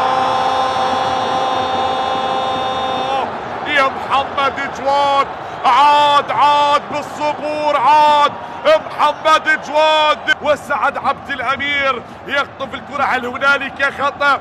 نشاهد بعد تمريرة اسيست جميل من اللاعب سعد عبد الامير، قال له هاك روح يا محمد جواد، ومحمد جواد لن يكذب خبرا بل اسكنها الشباك ودون الهدف الثاني بالمباراة. من حسين، نقله يا حسين، ارتقاء كرة بالراس، الله يا علاء بالعلالي، يا علاء عبد الزهرة. نعم بخبرة السنين اسكنها المرمى، شاهد براسية ذهبت مباشرة للزاوية البعيدة، لكن بوقت قاتل جدا جدا للمباراة ادخلها المرمى، اسكنها الشباك، على اعاد الامل الى جماهير الطلبة، وقلص نتيجة المباراة باللحظات القاتلة من اجواء هذه المباراة. ويستحوذ الان على الكرة من اجل الوصول، هذا شريف، الله الله الله الله على هدف جميل من شريف عبد الكاظم، الله على هدف جميل من شريف عبد الكاظم، يهز الشباك في هذه اللحظات ويسعد الانصار والمحبين على المدرجات. شريف عبد الكاظم، اهداف فريق دهوك كلها كانت اهداف جميله، لياتي لنا بهدف جميل الان لاعب فريق نادي الشرطه شريف عبد الكاظم، اللي وضعها صعبه على يسار حارس المرمى وسام محمد، صعبه على وسام محمد، هدف ولا اروع عن طريق شريف عبد الكاظم. الله الله على هدف جميل من شريف عبد الكاظم، وضعها صح على يسار حارس المرمى وسام محمد ليصل الى ثالث اهداف شريف عبد الكاظم. عبد ممكن فريق دياله من كره ثابته، تاندا، اياد عبد على المرمى، واحمد باسل، وهدف التعادل، هدف التعادل لفريق دياله. صفاقسي، ايمن صفاقسي يسجل هدف التعادل، متابعه من ايمن صفاقسي يسجل هدف تعادل لفريق دياله، هدف تعادل اخرجها بصعوبه حارس المرمى احمد باسل، ليتابعها ايمن صفاقسي ليضعها في المرمى ويعدل النتيجه لفريق دياله امام الشرطه. يعود لاجواء المباراه، لاحظ اللقطه، لاحظ اللقطه، لم يكن متسلل ايمن صفاقسي، وهدف هدف هدف هدف هدف لفريق دياله. لاحظ لعبها بكل حرفنه اللاعب اياد عبد، انقذها بصعوبة حارس المرمى، لكن تجد المتابعة من أيمن صفاقسي ولا وجود لمتابعة لمدافعي فريق الشرطة لإنقاذ الموقف. وهنا هدف التعادل، هدف التعادل لفريق لنادي ديالى. هذا أيمن محمود وليس صفاقسي. حسين علي أقرب لأحمد فرحان اللي انتقل على جهة اليمين والرأسية وهدف ثاني. الله الله الله الله الله على هدف ولا أروع عن طريق سالم أحمد. الله على البديل سالم أحمد، يفعلها الشرطة من جديد وفي الوقت المحتسب بدل ضاع. سالم أحمد برأسية جميلة وأول أهدافه مع الشرطة خلال هذا الموسم، يسجل هدف جميل في مرمى ديالى ليضع الشرطة بهدفين مقابل هدف واحد لديالى. هدفين للشرطة مقابل هدف واحد لديالى. الله الله الله الله، وكأنه لعب الكرة بالقدم، وكأنه لعب الكرة بالقدم سالم أحمد. لاحظ الرأسية اللي كانت بعيدة تماما عن حارس المرمى وسام محمد، لذلك الشرطة الآن يتقدم بهدفين مقابل هدف واحد. مرة ثانية تحضير موجود، ممكن التسديد، فرصة جول.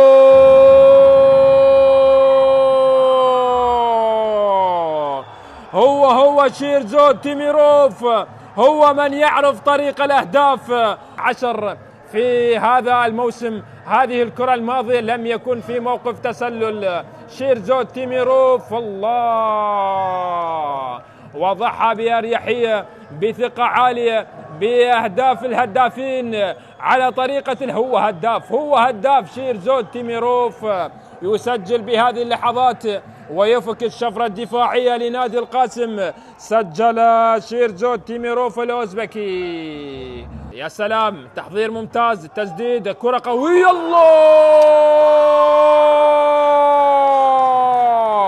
الله الله الله الله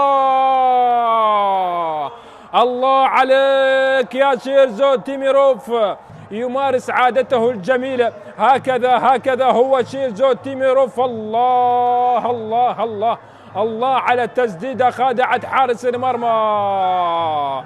تسديدة قوية هزت شباك علي جاسم، هزت شباك مرمى نادي القاسم. هدف يأتي لمصلحة نادي أربيل. تغيرت النتيجة، تغير الحال. سجل أربيل ثاني الأهداف في أحداث هذا اللقاء. مباراة ناديي ادهوك ونوروز بعدما تركنا الشوط الأول بالتعادل السلبي. الآن الشوط الثاني وهناك تغيير دخول روى يوسف الذي لمس الكرة، روى يوسف الذي لم نشاهده. طبعا يدخل بديلا لمن؟ روى يوسف لعب خط الوسط باسلوب هجومي بطابع هجومي. هنا روى يوسف قاطع الكرة، احمد الساه يقاتل، عادت الى روى كلاوديو مجددا الى كومولافي. روى يوسف يلعبها الى نيتو في جهة اليسار، حسن عاشور لكن طالت على عاشور الى الخارج. على ما يبدو روى يوسف بديلا لتقي فلاح الذي تحصل على بطاقة صفراء. نعم، روى يوسف بديلا لتقي فلاح الذي تحصل على بطاقة صفراء. دهوك بنفس الاسماء. هنا التمريرة، يحاول محمد داود بالقرب من دلاور داود تلعب الكرة. هنا تصويبة ضعيفة، وصلت كريم بن درويش لكن الصربي بالقوة أبعد الكرة. مجدد الآن سيابد عقيد ومع نيتو، وهناك خطأ على نيتو. لعبة سريعا من السيابند إلى هارون إلى صديق وقطعة الكرة. شوط ثاني يبدأ ناري. هنا المحاولة، أحمد إيسيا يبحث عن مارادونا، مرة لكلاوديو تصدي من علي ياسين. مارادونا يضرب بقوة لكن علي ياسين أبعدها. نعم، شوط ثاني يبدأ ناري. محمد داود لا يلحق بالكرة الخارج إلى رمية جانبية. دهوك بنفس الأسماء التي أنهت الشوط الأول. هنا التصويبة لكلاوديو أوليفيرا لكن علي ياسين تصدي لهذه الكرة. نعم تصدى لهذه الكرة القوية من البرازيلي دهوك بنفس الاسماء التي انهت الشوط الاول. علي ياسين في حراسه المرمى، صديق جمال، خادم رسول، حمود مشعان، سابد عقيد، هارون احمد، احمد عادل، محمد داود، كريم درويش، بيتر قورقيس ويوسف بن سوده. بينما نادي نوروز اجرى تغيير واحد فقط. سوف نتكلم عن تشكيله نادي نوروز بعد هذه الهجمه. هارون احمد يلعبها لاحمد، احمد عادل، قطعت الان من كومولافي، كومولافي بالقرب من نيتو، يلعبها لنيتو ومع قريب عليه محمود مشعان، تمريره جميله، روى يوسف مرت على روى، مرت على روى، وخادم رسول اقرب لاحمد يسيا. احمد تمريره على حسين الى روى يوسف. الان 3 لاعبين في خط الوسط بالنسبه لفريق نادي نوروز، تلعب من محمد دلاور، مرت على السيابند، وصلت الى نيتو، خوسيه برازيلي يلعبها خارج قدم لكن اقرب الى صديق، حذر يا صديق، ومحمد دلاور يحاول خطف الكره لكن خادم رسول يخدم الدفاع الاصفر، دفاع دهوك، قطع الكره ومرر بصوره جميله الى محمد داود مع الكره، يلعب الى يوسف بن سوده وعلي صالح. يوسف يحاول المرور، يوسف لا هي تمريره ولا هو مرور، وقطعت الكره، عادت لمصلحه نادي نوروز. محمد دلاور لم يستلم الكره بالصوره الصحيحه، وطبعا ايضا التمريره كانت قويه من علي حسين، مجددا لنادي دهوك، مجددا لداود يبحث عن المرور، والتمريره ايضا مقطوعه. روى يوسف يلعبها الى كلاوديو، ترك حسن عاشور الى نيتو، خوسيه نيتو لمصلحه نادي نوروز.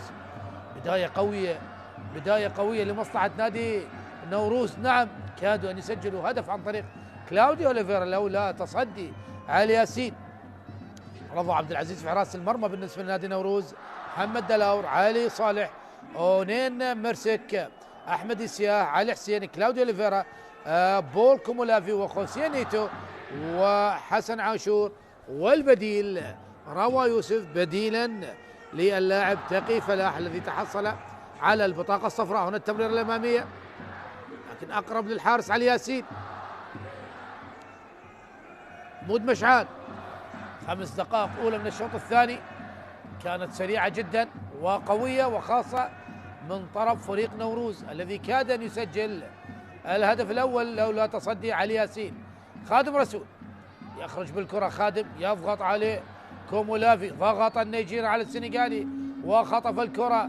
احمد يسيا الى بول كومولافي يلعبها الى كلاوديو لدلاور، لكن قطعت من محمد داود، لعبت الكره، تمريره من احمد الى كريم درويش، لكن هناك خطا وبطاقه صفراء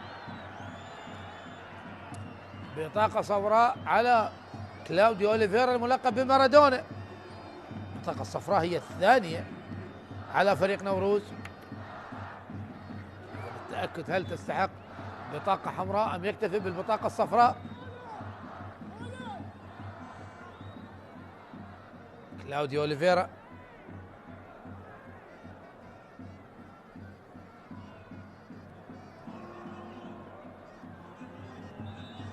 شاهدنا التدخل القوي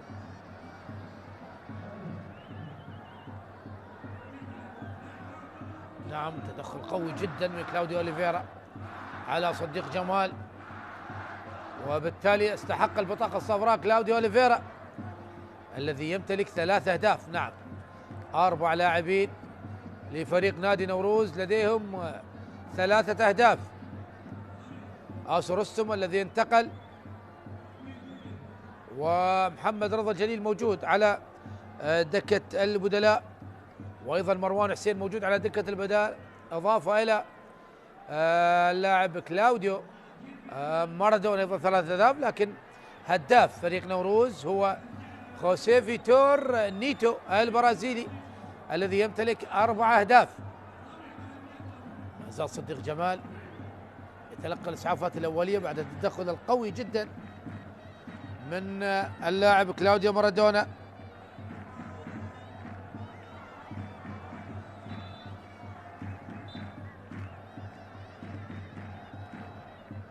يعتذر، نعم يعتذر كلاوديو مارادونا. نعم هو مشابه كلاوديو مارادونا دائما يضغط على المدافعين. ايضا تدخل قوي.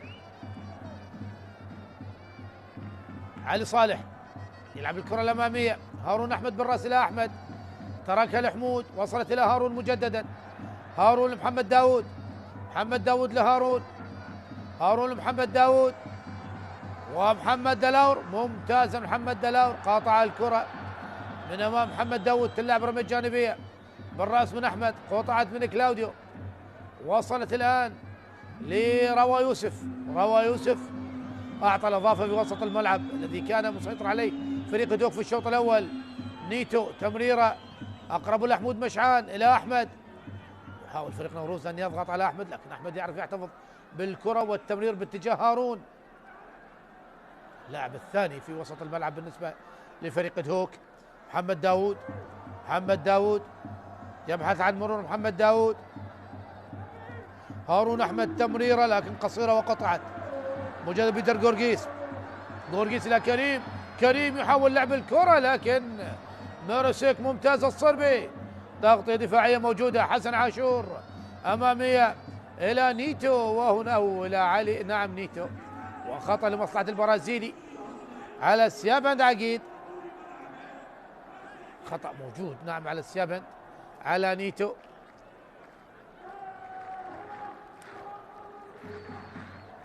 لغاية الآن التعادل السلبي أحبتي مشاهدي قنوات شبكة الإعلام العراقي، دخلنا الدقيقة 55 والتعادل السلبي ما بين دهوك ونوروز التي تأتيكم ضمن مباريات الجولة رقم 20.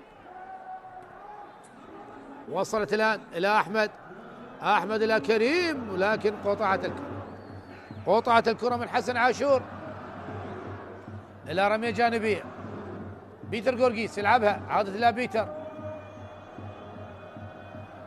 يحاول تمريرة جميلة من بيتر إلى أحمد إلى هارون، كرة خطيرة الآن لمصلحة دهوك. محمد داود بالقرب من دلاور صديقة المساندة، لكن ما زال محمد داود، مر محمد يلعب الكرة محمد، والكرة الخطيرة يا الله،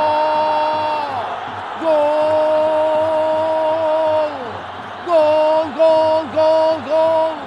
أتكلم عن الزوايا الصعبة والمستحيلة، لكن محمد داود من زاوية صعبة ومستحيلة يضع كرة الهدف الأول في شباك نوروز، وسط صيحات وصفقات جماهير صقور الجبال تحلق عاليا في دربي كردستاني أمام نوروز. حلوة من محمد داود وضع الكرة بصورة جميلة، نعم هي كانت هجمة منظمة وجميلة، ومحمد داود اعتمد على المهارة، اعتمد على الأداء الفردي، مر وعدى ولعب الكرة من فوق الحارس، والقائم يتعاطف مع داود ويتعاطف مع صقور الجبال ويتعاطف مع هذه الجماهير ويتعاطف مع أبناء الأرض. وهدف أول في الدقيقة 55 لمصلحة نادي دهوك عن طريق محمد داود، الذي يعلن عن أول أهدافه ليقول أنا صفقة ناجحة، أنا صفقة تبادلية ناجحة من نادي الشرطة قادم. وبالتالي هدف أول لمصلحة نادي دهوك، ودهوك وعبد الغني شهد يجري تبديل، خروج اللاعب صديق جمال، نعم صديق جمال يغادر. من البديل خالد كردغلي السوري، الخبرة خالد كردغلي، نعم لاعب المنتخب السوري خالد كردغلي، سبق وأن مثل أندية نفط الوسط وأربيل هنا في الدوري العراقي، والآن مع دهوك. خالد كردغلي مدافع اليسار، خبرة كبيرة. وهنا بطاقة صفراء على أحمد عادل، نعم البطاقة الصفراء الأولى ليس على هارون وإنما على أحمد عادل بسبب ركلة الكرة بعد الصافرة. هدف الآن لدهوك، لا شيء لنوروز. تكلمنا أن الفريقين لديهم النزعة الهجومية في الشوط الثاني أكثر من الشوط الأول، والآن إدهوك يسجل الهدف الأول. هل هناك ردة فعل؟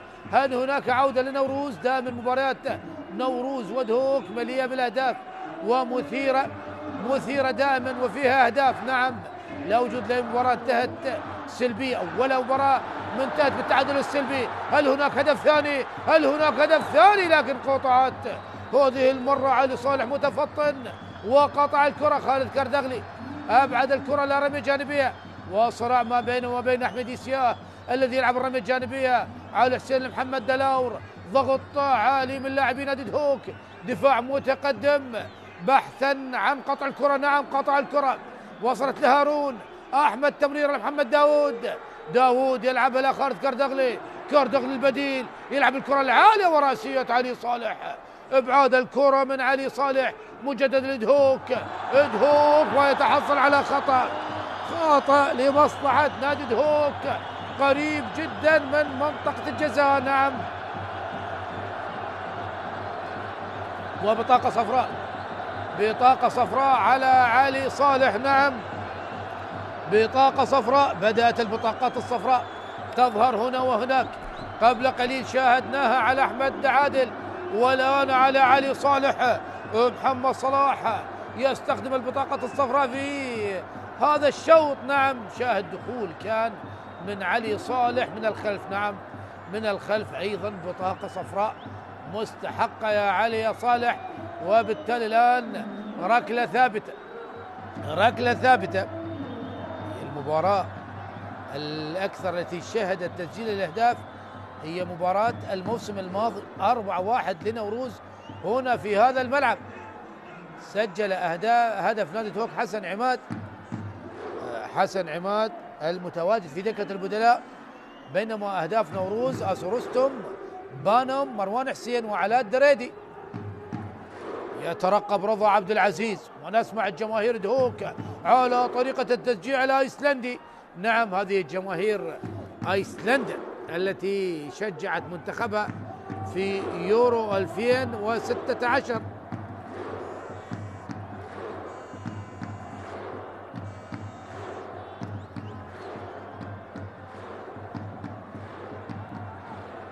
أجواء جماهيرية جميلة. نعم، أجواء جماهيرية جميلة جدا يصنعها جماهير دهوك.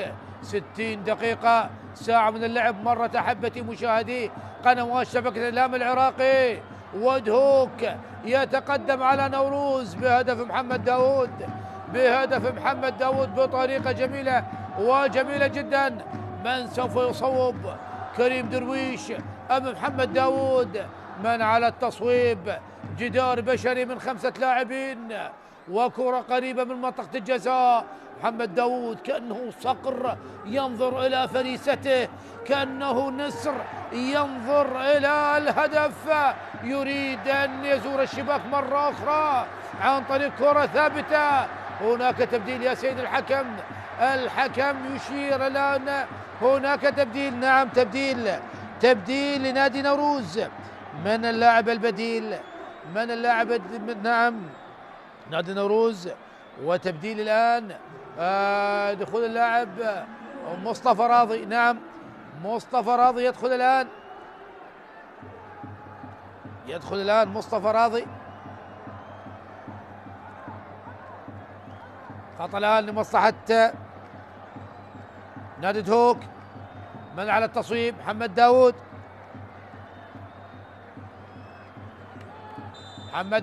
أم كريم درويش؟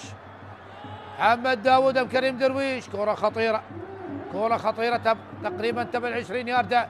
كريم درويش، لكن اصطدت بجدار البشري. وبالسلامة للاعبين نادي نوروز، ولاعبين نادي دهوك يطالبون بركلة جزاء، يقولون الكرة ارتدت من يده وليس من رأسه. الصربي أونين مرسك يتعرض إلى إصابة على مستوى الرأس بعدما نعم شاهد الكرة بالرأس. أين اليد يا لاعبي دهوك؟ بالسلامة لمرسك الصربي الذي يعاني من إصابة. هدف لدهوك. نعم، شوط ثاني أفضل بكثير من الشوط الأول. وشاهدنا الآن تغييرات روى يوسف وأيضا مصطفى راضي، ومن جانب دهوك أيضا خالد كردغلي. كريم درويش الذي حاول لعب الكرة فوق الجدار، لكن الكرة اصطادت بمرسك. هذا مارادونا الذي أيضا تلقى بطاقة صفراء في هذا الشوط الثاني. خالد كردغلي يتكلم مع السيابد عقيد، وجماهير دهوك تصنع الشيء الكبير. شاهد يعني هدف جميل جدا من هجمة منظمة، ومحمد داود اعتمد على طبعا المهارة الفردية. مرمى محمد دلاور لعب الكرة بصورة جميلة من فوق الحارس رضا عبد العزيز، وايضا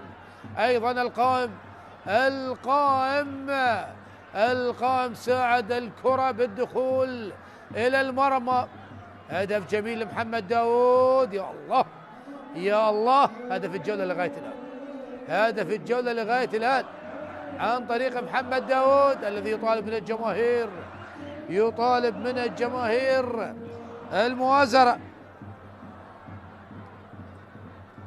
تلعب الكرة الآن،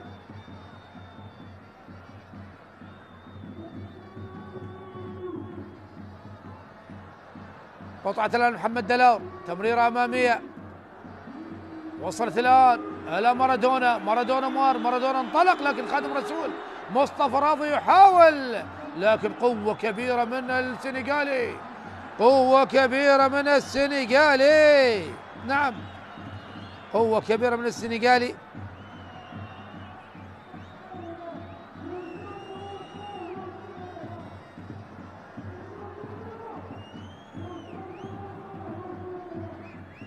شاهد اللقطة والصراع ما بين دلاور وطبعا مارادونا وخادم رسول.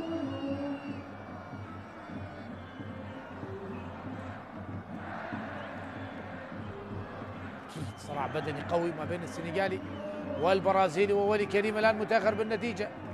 ما هي الحلول يا كابتن ولي من أجل العودة؟ ولقاء خاص ما بين المدربين، أيضا للتأكد هل هناك ركلة جزاء. وخادم رسول المدافع السنغالي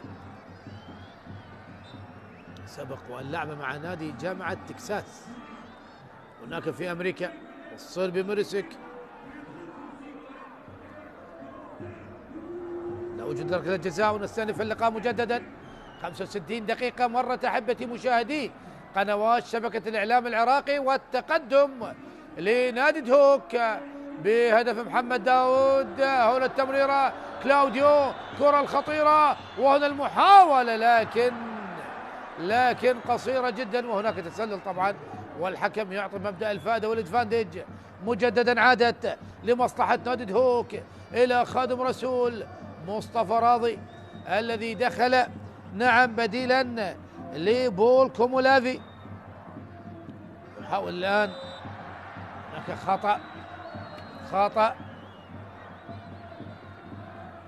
خطأ على اللاعب علي حسين. هذا هو علي حسين لاعب خط الوسط مع أحمد يسياه بالنسبة لنادي نوروز. في الشوط الثاني أضاف روى يوسف أيضا لخط الوسط من أجل السيطرة على هذه المنطقة المهمة جدا. هنا قطعت الكرة، عادت يحاول الآن روى يوسف إلى نيتو، لكن السيابند بدون فلسفة وبدون أي طبعا جعل الكرة تطب أمام يلعبها الأرمي الجانبية، لعبة رمية جانبية. يحاول الآن نيتو يلعب الكرة والإبعاد من محمود مشحان. عادت الآن إلى علي يلعبها إلى دلاور، قصيرة، قطعة محمد داود. مجددا عادت إلى دلاور لمصلحة نوروز يضغط الآن بحثا عن التعديل، لكن إيسياه بعد يلعب الكرة بعيدا. نعم،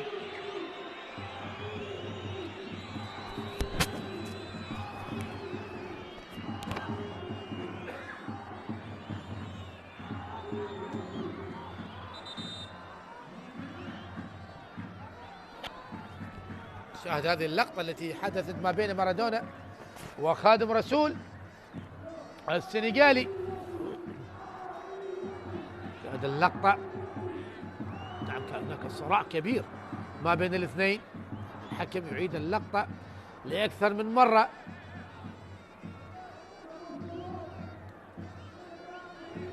محمود مشعان قلب دفاع فريق دهوك. بيتر جورجيس يترك للسيابند عقيد. سبند يلعبها ليوسف بن سودة. بن سودة تمرير محمد داوود بالراس الى هارون الى محمد داوود بالقرب منه. دلاور يلعب الكرة العالية والرأسية والابعاد من مرسك. يتفادى ركنية. هل يتفادى ركنية؟ لا ركنية لمصلحة فريق دهوك. دهوك يحاول بلعب الكرات السريعة. نعم، وبحثا عن هدف ثاني. وهنا الآن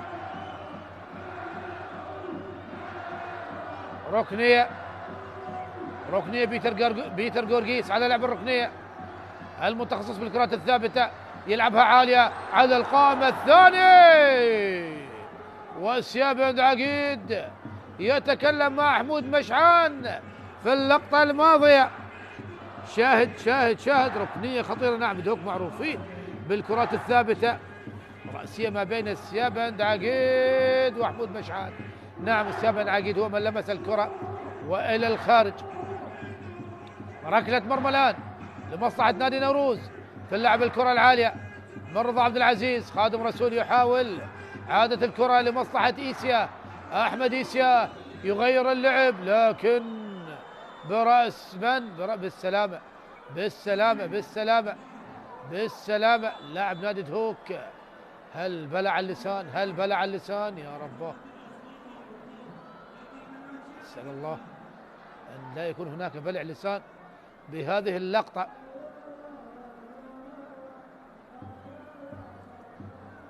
نعم، شاهدنا اللاعبين الكل يترقب حتى الجماهير. نعم، صراحة لقطة مخيفة جدا، وخاصة لقطة بلع اللسان. يعني شاهدنا اللاعبين يعني يضعون أصابعهم في فمه على ما يبدو كان هناك بلع للسان. بالسلامة للاعب نادي طبعا هل هارون أحمد كان هارون أحمد. الكل يترقب. نتمنى أن لا يوجد شيء خطير على هارون أحمد ولا على أي لاعب أو متفرج أو أي شخص يحضر هذا اللقاء هنا في ملعب دهوك في عش صقور الجبال، هذا الملعب الجميل. ولي كريم ونقاش مع الكادر المساعد من أجل الدقائق القادمة. 20 دقيقة متبقية.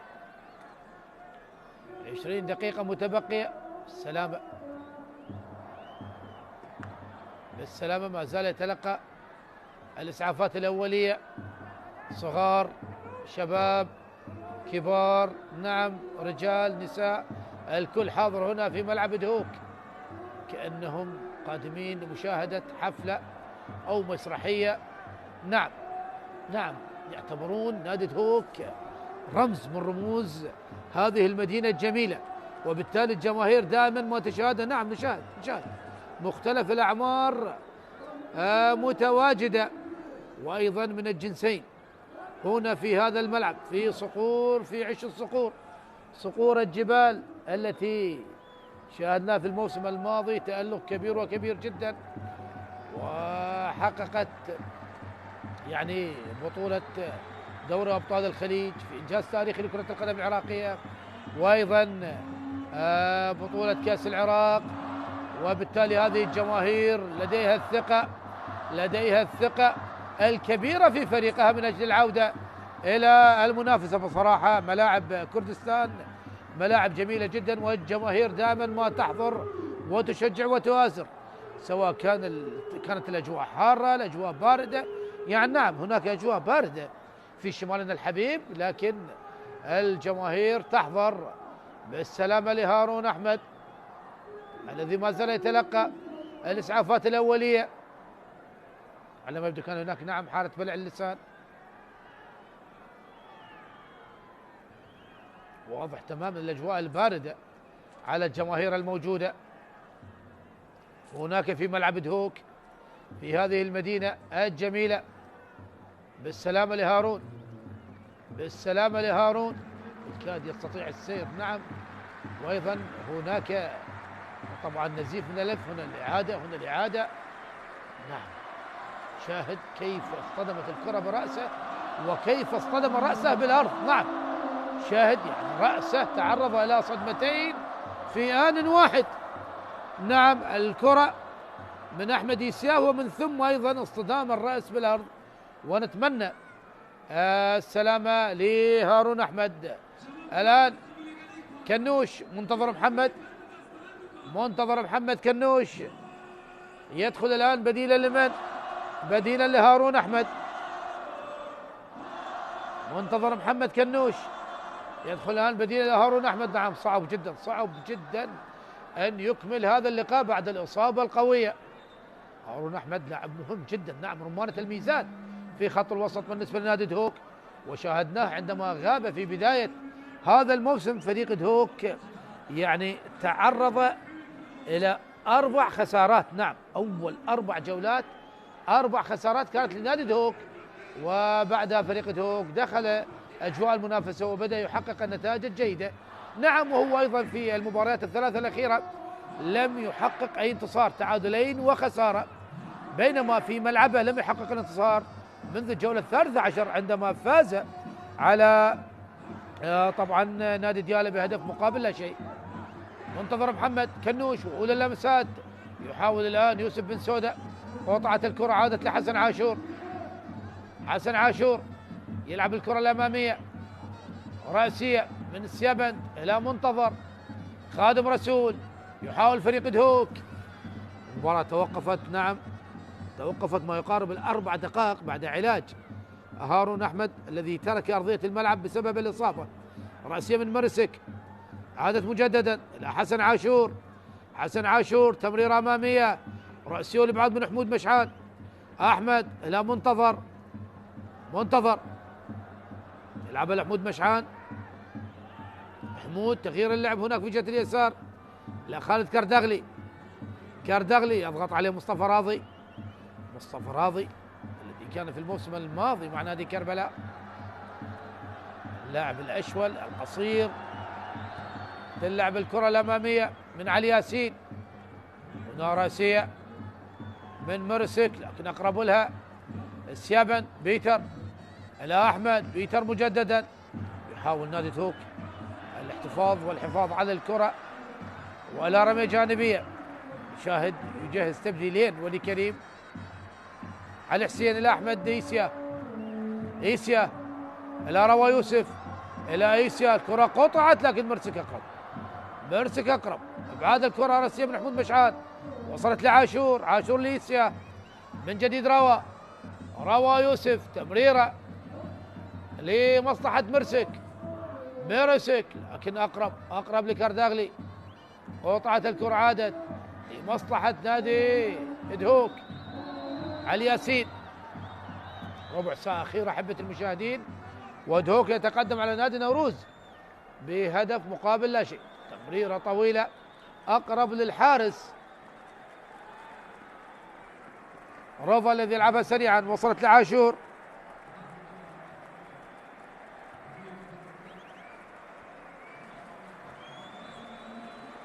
محمد دلاور أمامية من دلاور، تمريرة لكن أقرب لها خادم رسول، يتركها لعلي ياسين، يتركها للحارس علي ياسين.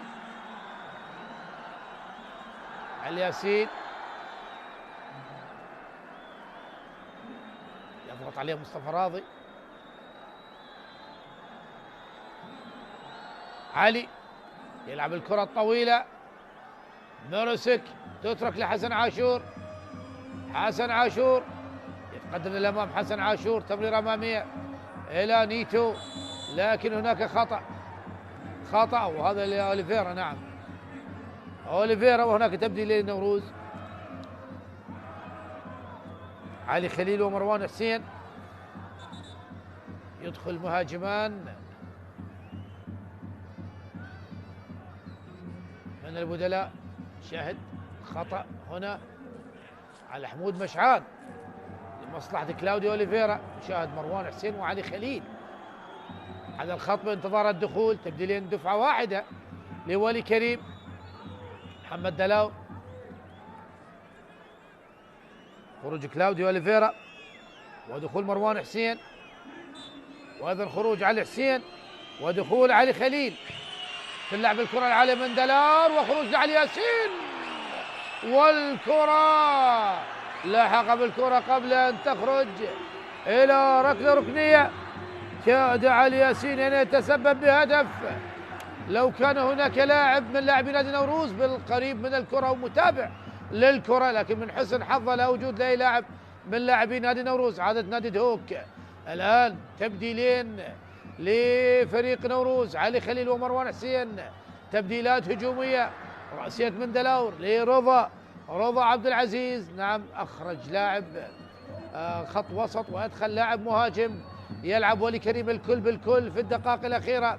هنا علي خليل يحاول من أمام السيابد عقيد، لكن أقرب لعلي ياسين. علي خليل الذي لعب طلبة، نعم، ولعب لإمارة بغداد ولعب للميناء. مروان حسين أيضا يعني مشوار طويل لمروان حسين، لعب العديد الأندية. بالسلامة للسيابد عقيد الذي استلم إشارة القيادة بعد خروج هارون أحمد. اللقطة المشتركة ما بين علي خليل والسيابد عقيد.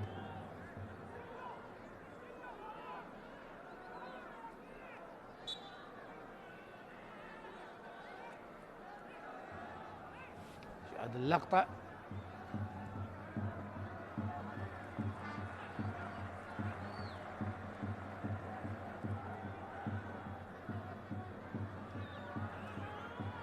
علي ياسين يلعب الكرة العالية وطويلة، والبحث الآن لا وجود الخطأ، بحث عن الخطأ فريق دهوك، لكن لا وجود الخطأ. علي خليل بالقرب من أحمد، قطعت الكرة من أحمد عادت لعلي خليل، لكن السيابد عقيد بالقوة أبعد الكرة. طبعا نتيجة 1-0 تكررت مرتين أو 3 مرات، وهذه المرة الرابعة. هل تكون المرة الرابعة تنتهي المباريات دهوك ونوروز بالهدف مقابل لا شيء؟ محمد دلور لعب الكرة الأرضية، ولكن الإبعاد من حمود مشعان، ورمية جانبية لمصلحة نادي نوروز. 10 دقائق أخيرة على نهاية أعداد هذا اللقاء. أحبتي مشاهدي قنوات شبكة الإعلام العراقي، ودهوك يتقدم بهدف محمد داود. رمية جانبية محمد دلاور على لعب الرمية الجانبية، دلاور يلعبها إلى أحمد إيسيا وصلت الآن إلى من؟ إلى مروان لعلي خليل، تمريرة خطيرة إلى مصطفى رأسية، جول.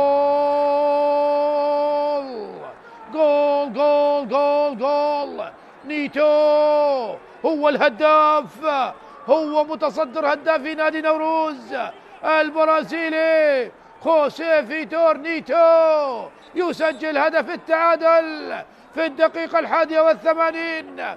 نعم، البرازيلي يعيد المباراة على نقطة التعادل.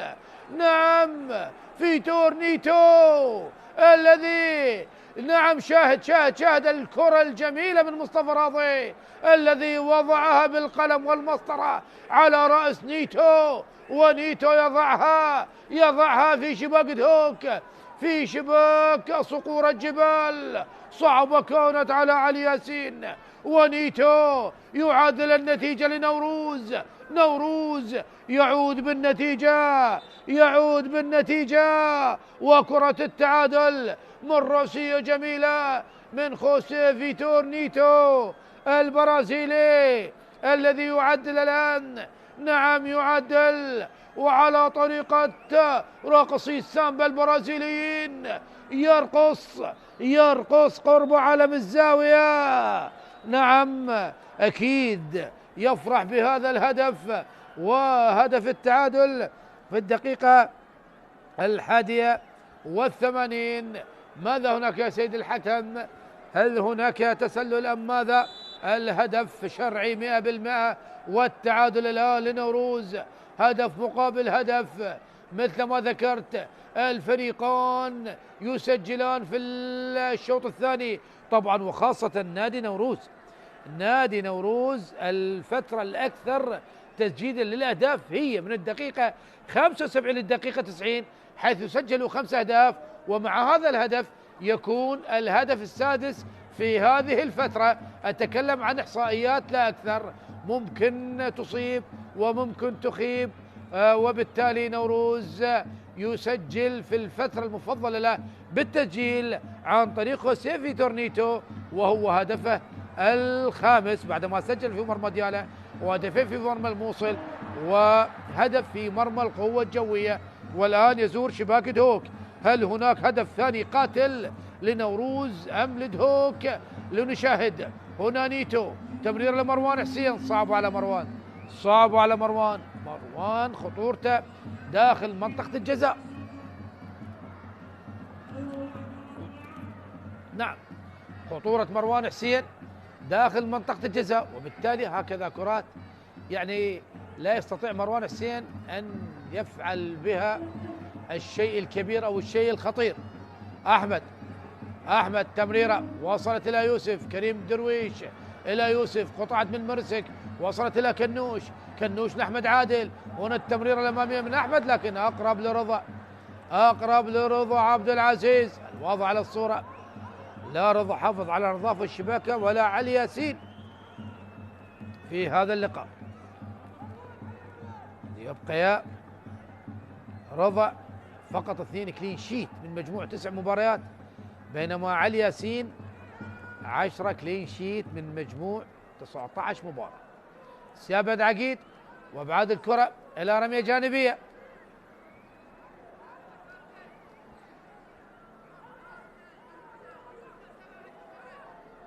حسن عاشور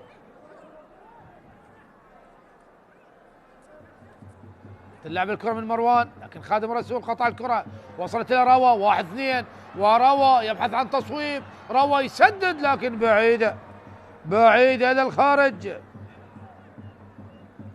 بعيدة إلى الخارج من روا يوسف.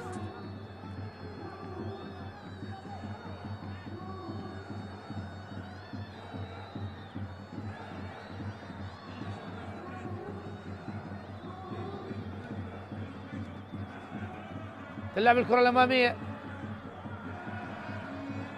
وأبعدت من مرسك، رمي جانبية هذا الصربي. حسن عاشور رمي جانبية لدهوك يا حسن يا عاشور. نعم، 5 دقائق أخيرة على نهاية 90 دقيقة، ونشاهد أحد اللاعبين البدلاء لنادي دهوك أندريس سناطي بانتظار الدخول. يوسف بن سودة يحاول مع علي صالح لكن الابعاد الى رميه جانبيه لمصلحه دهوك. تلعب رميه جانبيه، احمد عادل لكنوش، منتظر يبحث عن التغيير، سقط منتظر، تعثر منتظر، لكن مرة وصلت الكرة كرداغلي الى محمد داوود، الى منتظر مجددا، منتظر فقد الكرة، قطعت من مصطفى راضي، طالت على مصطفى الى الخارج الى رميه جانبيه. اندريس سناطي بديلا لمن؟ بديلا لكريم درويش.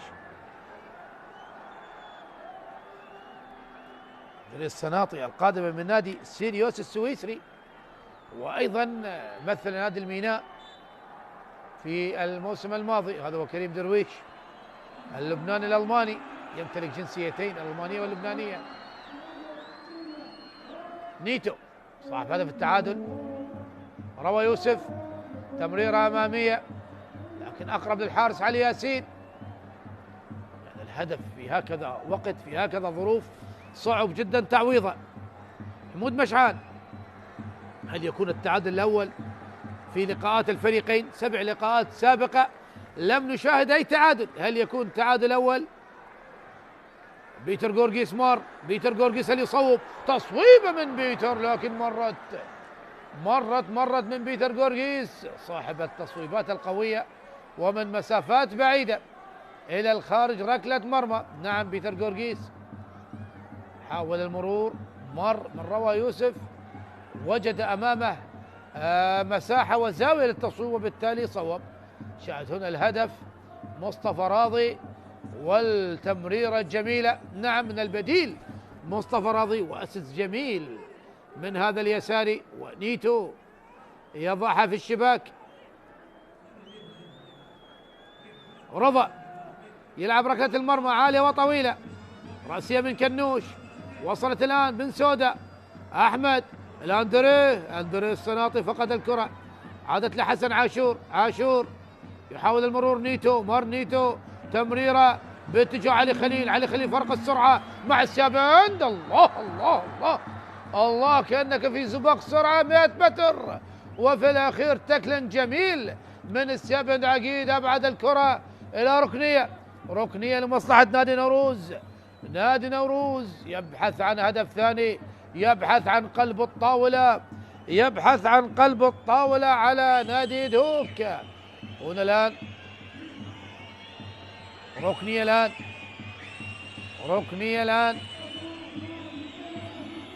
ركنية لمصلحة نادي نوروز.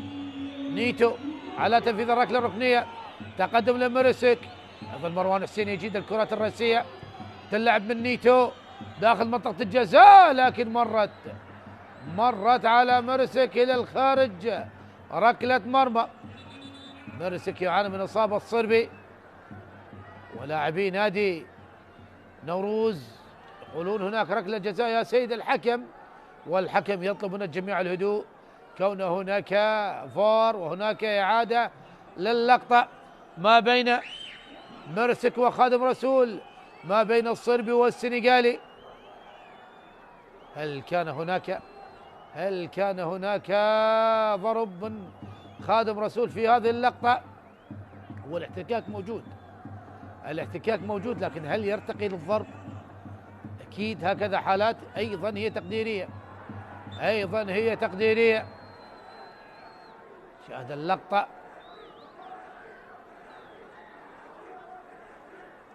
أيضا كلام ما بين حكام الفار والحكم محمد صلاح، ويعود إلى الفار في الدقيقة 90. محمد صلاح يذهب بنفسه من أجل مشاهدة اللقطة التي حدثت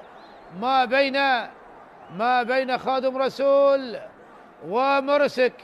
كلام ما بين حسن عاشور والحكم المساعد الأول مصطفى حكيم. هذا هو خادم رسول.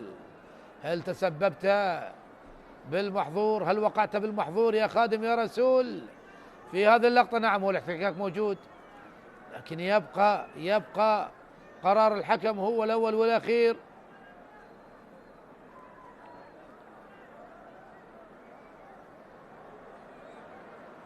شاهد اللقطة. نعم، ما زال إعادة للقطة. محمد صلاح، لقطة صعبة جدا. نعم، لقطة صعبة جدا. وهنا محمد صلاح ماذا سوف يقرر؟ خلاص دخلنا الوقت المضاف، كم سوف يضيف؟ انتهت 90 دقيقة أحبة المشاهدين. ومحمد صلاح ماذا سوف تقرر محمد صلاح؟ هل هناك ركلة جزاء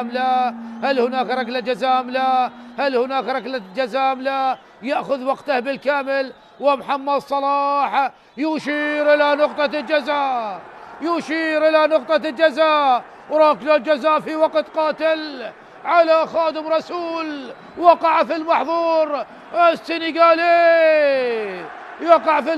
السنغالي، وبالتالي ركلة جزاء لمصلحة نوروز. الآن هل يقلب الطاولة بعد هذه ركلة الجزاء؟ هل يستطيع أن يسجل هدف من هذه الركلة ويقلب الطاولة على دهوك؟ نعم، هنا الحكم محمد صلاح أشار إلى ركلة جزاء وسط اعتراض من السيابند عقيد. هل هناك بطاقة صفراء على من؟ حمود مشعان وعلي ياسين يتكلمان مع الحكم، لكن خلاص الحكم أخذ قراره. ودقيقتين مرتا بعد 90 دقيقة. كم سوف يضيف؟ من سوف يلعب الجزاء؟ من سوف يسدد الجزاء؟ مروان حسين أم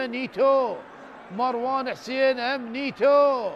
من سوف يسدد؟ علي ياسين يتكلم مع الحكم ويتكلم مع المسدد على ما يبدو نيتو. نعم نيتو يترك لمروان حسين وحاول أن يمتص ضغط لاعبين نادي دهوك. نيتو 13 دقيقة 13 دقيقة كوقت مضاف على أحداث الشوط الثاني. مروان حسين شاهد الشهيق والزفير من أجل التركيز، من أجل كرة الهدف الثاني، من أجل التقدم. مروان حسين أمام علي ياسين، هل ينجح مروان بتسجيل الهدف الثاني؟ هل يكون بديل ناجح؟ مروان يتقدم، مروان جول! هدف ثاني، هدف ثاني لمصلحة نوروز، وسط فرحة كبيرة وقراءة سورة الفاتحة. مروان حسين يسجل الهدف الثاني، ولي كريم يقلب الطاولة على عبد الغني شاد بعدما كان متأخر بهدف. الآن نوروز يتقدم بهدفين مقابل هدف. أي عودة في 10 دقائق. عاد نوروز، سجل التعادل في الدقيقة 81 والآن يتقدم في الدقيقة الثالثة بعد 90 عن طريق مروان حسين الذي يصل إلى هدفه الرابع في هذا الموسم والهدف الثالث في مواجهات الفريقين. مروان حسين الآن هو هداف المواجهات ما بين دهوك ونوروز أو نوروز ودهوك. هل هناك عودة؟ هل هناك عودة؟ هل هناك عودة لمصلحة صقور الجبال؟ لكن الإبعاد من الصربي، ابعاد من الصربي. الصربي في السراء وفي الضراء، في الدفاع وفي الهجوم. يحاول داود ويحاول دهوك ويحاول الصقور أن يحلقوا من جديد، أن يسجلوا هدف التعادل. لكن الابعاد من علي صالح، عادت إلى نيتو إلى علي خليل. علي خليل يحاول المرور لكن قطعت من بيتر تمرير لابن سوده، لكن هناك خطأ لمصلحة نادي دهوك، لمصلحة اللاعب أحمد عادل أو بيتر جورجيس. نعم لمصلحة بيتر جورجيس. الدقيقة 5 مرت أحبتي المشاهدين، خطأ لمصلحة السيابد عقيد على نيتو. تلعب الكرة الآن، يحاول أحمد عادل، أحمد تمريرة وصلت الآن السيابد لأحمد عادل مجددا، تمريرة لكنوش، كنوش يحاول، حافظ على الكرة، لعبها الآن لأندري الصناطي، كرة الخطيرة. يا الله يا الله يا رضا، أي إبعاد، أي إنقاذ، أي تصدي من رضا عبد العزيز. جميع جماهير نوروز راضية عليك يا رضا. شاهد الكرة الجميلة، مهارة جميلة من أندري الصناطي، لعبها لداود، لكن رضا عبد العزيز. وإبعاد بقيمة 3 نقاط من رضا عبد العزيز. دهوك ما زال موجود في الملعب، لم يرمي المنديل، لم يستسلم، يقاتل لآخر ثانية من أجل التعادل، من أجل العودة، من أجل النقطة. لكن هناك دفاع مستميت من نوروز، وصلت إلى السيابند العقيد إلى جورجيس لم نشاهده كثيرا. جورجيس هل يتم الحل؟ جورجيس هل يظهر في الأوقات الحاسمة، في الأوقات القاتلة؟ هنا التمريرة الجميلة، أندري الصناطي يلحق بالكرة قبل أن تخرج، لكن تغطية من عاشور. شاهد القتال على كل كرة من لاعبي نادي نوروز.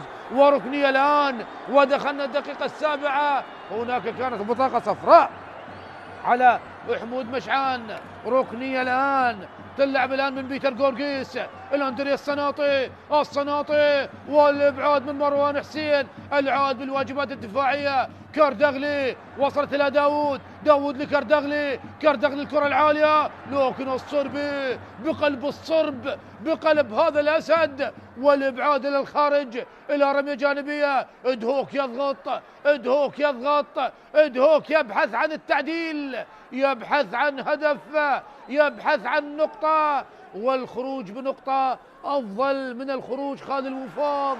هنا التمريرة بعيدة جدا على أندري الصناطي، إلى رمية جانبية لمصلحة نادي نوروز. نعم، رمية جانبية لمصلحة نادي نوروز. فريق دهوك منذ الجولة 13 يفشل بالفوز هنا في ملعبه، والمباراة الرابعة على التوالي يفشل بالفوز بعد تعادلين، والآن هو قريب من الخسارة الثانية في آخر 4 مباريات. هناك تبديل، نيتو البرازيلي يخرج الآن من أجل طبعا أكيد ضاعت بعض الثواني وبعض الوقت. نيتو البرازيلي الذي سجل هدف التعادل، يا الله على الراسية الجميلة، والأجمل كانت تمريرة مصطفى راضي بالمقاس من مصطفى راضي. نيتو يخرج من البديل مرتضى هديب. نعم، البديل مرتضى هديب يعزز وسط الملعب. ولي كريم،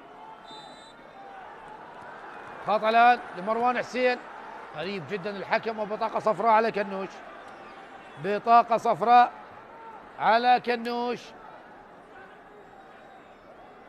لا داعي لهذا الاعتراض يا منتظر محمد، لديك بطاقة صفراء. لقطة المشتركة والحكم قريب جدا وفي زاوية رؤية ممتازة، وبالتالي احتسب ركلة حرة لمصلحة نادي نوروز. تلعب الكرة طويلة، وصلت لمصطفى راضي، خالد كاردغلي، 6 بطاقات صفراء. نعم، محمد داوود إلى كنوش إلى أحمد عادل، أحمد لمصلحة أندريس السناطي مع الكرة إلى أحمد عادل بيتر جورجيس لمصلحة نادي دهوك. بيتر جورجيس يلعب الكرة وقطعت من مرتضى هديب، تركها لمرسك والإبعاد. خادم رسول، كرة العالية، هنا راسية مرتضى هديب، يحاول مروان حسين محمود مشعان. نعم، محمود مشعان راسية، دلاور ويوسف بن سودة، وتترك الكرة إلى الخارج إلى ركلة مرمى. نعم، ركلة مرمى لمصلحة نادي نوروز. 10 دقائق من الوقت المضاف، متبقي 3 دقائق يعني بعد خروج هارون أحمد. هل تأثر نادي دهوك؟ هنا السؤال. هارون أحمد، نعم ذكرت أنا عندما خرج بداعي الإصابة أنه سوف يؤثر على فريق دهوك. لاعب يعني هو متمسك بزمام الأمور في وسط الملعب، نعم يستطيع أن يسرع اللعب، يجد لك الحلول، يستطيع أن يهدئ الأمور من كل النواحي. هنا الكرة الخاطئة من علي، عادت الآن تصويبة من يوسف سودة لكن بعيدة، وعلي صالح يعتذر من الجميع. يوسف بن سودة حاول أن يصوب من هذه المسافة البعيدة، لكن تسديدة بعيدة تماما، يعني كان بالإمكان أن يتعامل مع الكرة بالصورة أفضل، لكن هو اختار خيار التصويب، والتصويبة ذهبت بعيدا إلى الخارج. ركلة مرمى. هل هناك بطاقة صفراء على رضا عبد العزيز؟ 3 نقاط مهمة. نعم، بطاقة صفراء على رضا عبد العزيز، يعني 3 نقاط سوف تصل بفريق نوروز إلى النقطة 25 في المركز 12، بينما دهوك يتجمد رصيده عند 27 نقطة في المركز 10. أحمد عادل يحاول نادي دهوك، أحمد، محمود مشعان إلى بيتر جورجيس من جديد، إلى محمود مشعان يلعب الكرة العالية، رأسية من يوسف بن سودة لكن قطعت من دلاور. مرتضى هديب يحاول ودخول قوي على الكرة من جديد. أحمد، تمرير الآن، يحاول السيابند وقطعت الكرة. صعب المرور من هذا العدد الكبير من اللاعبين. هجوم مرتد، علي خليل بفرق السرعة من محمود مشعان يلعب الكرة وقطعت من كنوش، وصلت لعلي ياسين يلعب الأندريس السناطي يحاول الآن فريق دهوك. هنا التمريرة الأمامية، طولت على السيابند، عقيد إلى الخارج، ركلة مرمى الدقيقة الأخيرة من 13 دقيقة التي أضافها الحكم محمد صلاح على أحداث الشوط الثاني الذي شاهدنا فيه أيضا يعني خادم رسول. ماذا فعلت؟ المخرج يشير إلى خادم رسول، وأيضا يشير لولي كريم الذي قلب الطاولة على عبد الغني شاد وعلى نادي دهوك بعدما عاد الفريق إلى التعادل ومن ثم الفوز أو التقدم لغاية الآن. نعم، لم ينتصر لغاية الآن نادي نوروز. أبعدت الكرة من مصطفى راضي، أحمد عادل، أحمد تمرير إلى كنوش، كنوش يحاول المرور وهناك خطأ لمصلحة نادي دهوك. خلاص 13 دقيقة انتهت أحبة المشاهدين، أكيد سوف يضيف عليها على الأقل يعني 30-40 ثانية بعد الهدف الذي سجله فريق نوروز. مرتضى هديب تمريرة أمامية لكن أقرب لها خادم رسول إلى أحمد عادل يلعب الكرة العالية داخل منطقة الجزاء من الرسول ابعاد من الصربي مرسك. مباراة كبيرة للصربي ولا خطأ لمصلحة نادي دهوك في الثواني الأخيرة. نعم، هي خلاص 13 دقيقة انتهت وندخل في الدقيقة 14. أعتقد الكرة الأخيرة أندريس سناطي يتحصل على خطأ. نعم، يتحصل على خطأ في مكان ممكن جدا فريق دهوك يشكل فيه الخطورة. شاهد نعم، خطأ واضح ضرب على القدم من علي خليل ويستحق أيضا البطاقة الصفراء. هذا مرسك الذي قدم مباراة كبيرة جدا من الناحية الدفاعية وأيضا في الهجوم، استطاع أن يتحصل على ركلة جزاء. بيتر غورغيس، هل يظهر الهداف؟ هل يظهر الحاسم غورغيس؟ هل يستطيع أن يسجل هدف التعادل؟ بيتر غورغيس. وندخل الآن في الدقيقة 15 بعد 90 ويطلب الحكم من اللاعبين من الجدار البشري لفريق نوروز أن يعودوا للخلف. والسيابد عقيد يتكلم مع محمد صلاح على الوقت وبيتر غورغيس. هل ينجح بالتعديل؟ هل ينجح هذا الصقر أن يعدل؟ بيتر يلعب الكرة لكن رضا عبد العزيز أبعد كرة خطيرة أخرى. رضا إلى ركنية، بيتر غورغيس على لعب الركلة الركنية. رضا عبد العزيز بتألق كبير تلعب الآن وأن الرسول ابعاد من مرسك، عادت لداوود إلى أندريس السناطي يبحث عن لعب الكرة لكن قطعت عاد مروان حسين والتمريرة مصطفى راضي يبحث عن المرور لكن عاد كردغلي وقطعت الكرة من أحمد عادل. تمريرة أمامية. دخلنا الدقيقة 16 من الوقت المضاف. نعم، من الوقت المضاف والكرة العالية وهنا الابعاد من محمد دلاور من جديد. تلعب الرمية الجانبية ودهوك يحاول الآن. دهوك ما زال في الملعب يبحث عن التعديل لكنه اصطدم برضا عبد العزيز في مناسبتين، أولى من محمد داوود وثاني من غورغيس. هذه المرة منتظر لعب الكرة العالية لكن الابعاد من مرسك الصربي. هنا حمود مشعان وصلت إلى أحمد لم يسيطر على الكرة، قطعت من أحمد إيسياه. وندخل الآن الدقيقة 17 بعد 90. نعم، 17 دقيقة. ندخل الآن في الدقيقة 17 ومحمد صلاح يطلب من لاعبي نوروز أن يلعبوا الكرة سريعا. شاهد هنا تصويبة الكرة الثابتة من بيتر غورغيس أبعدها رضا عبد العزيز. رأسية من السيابند إلى الخارج إلى رمية جانبية. حسن عاشور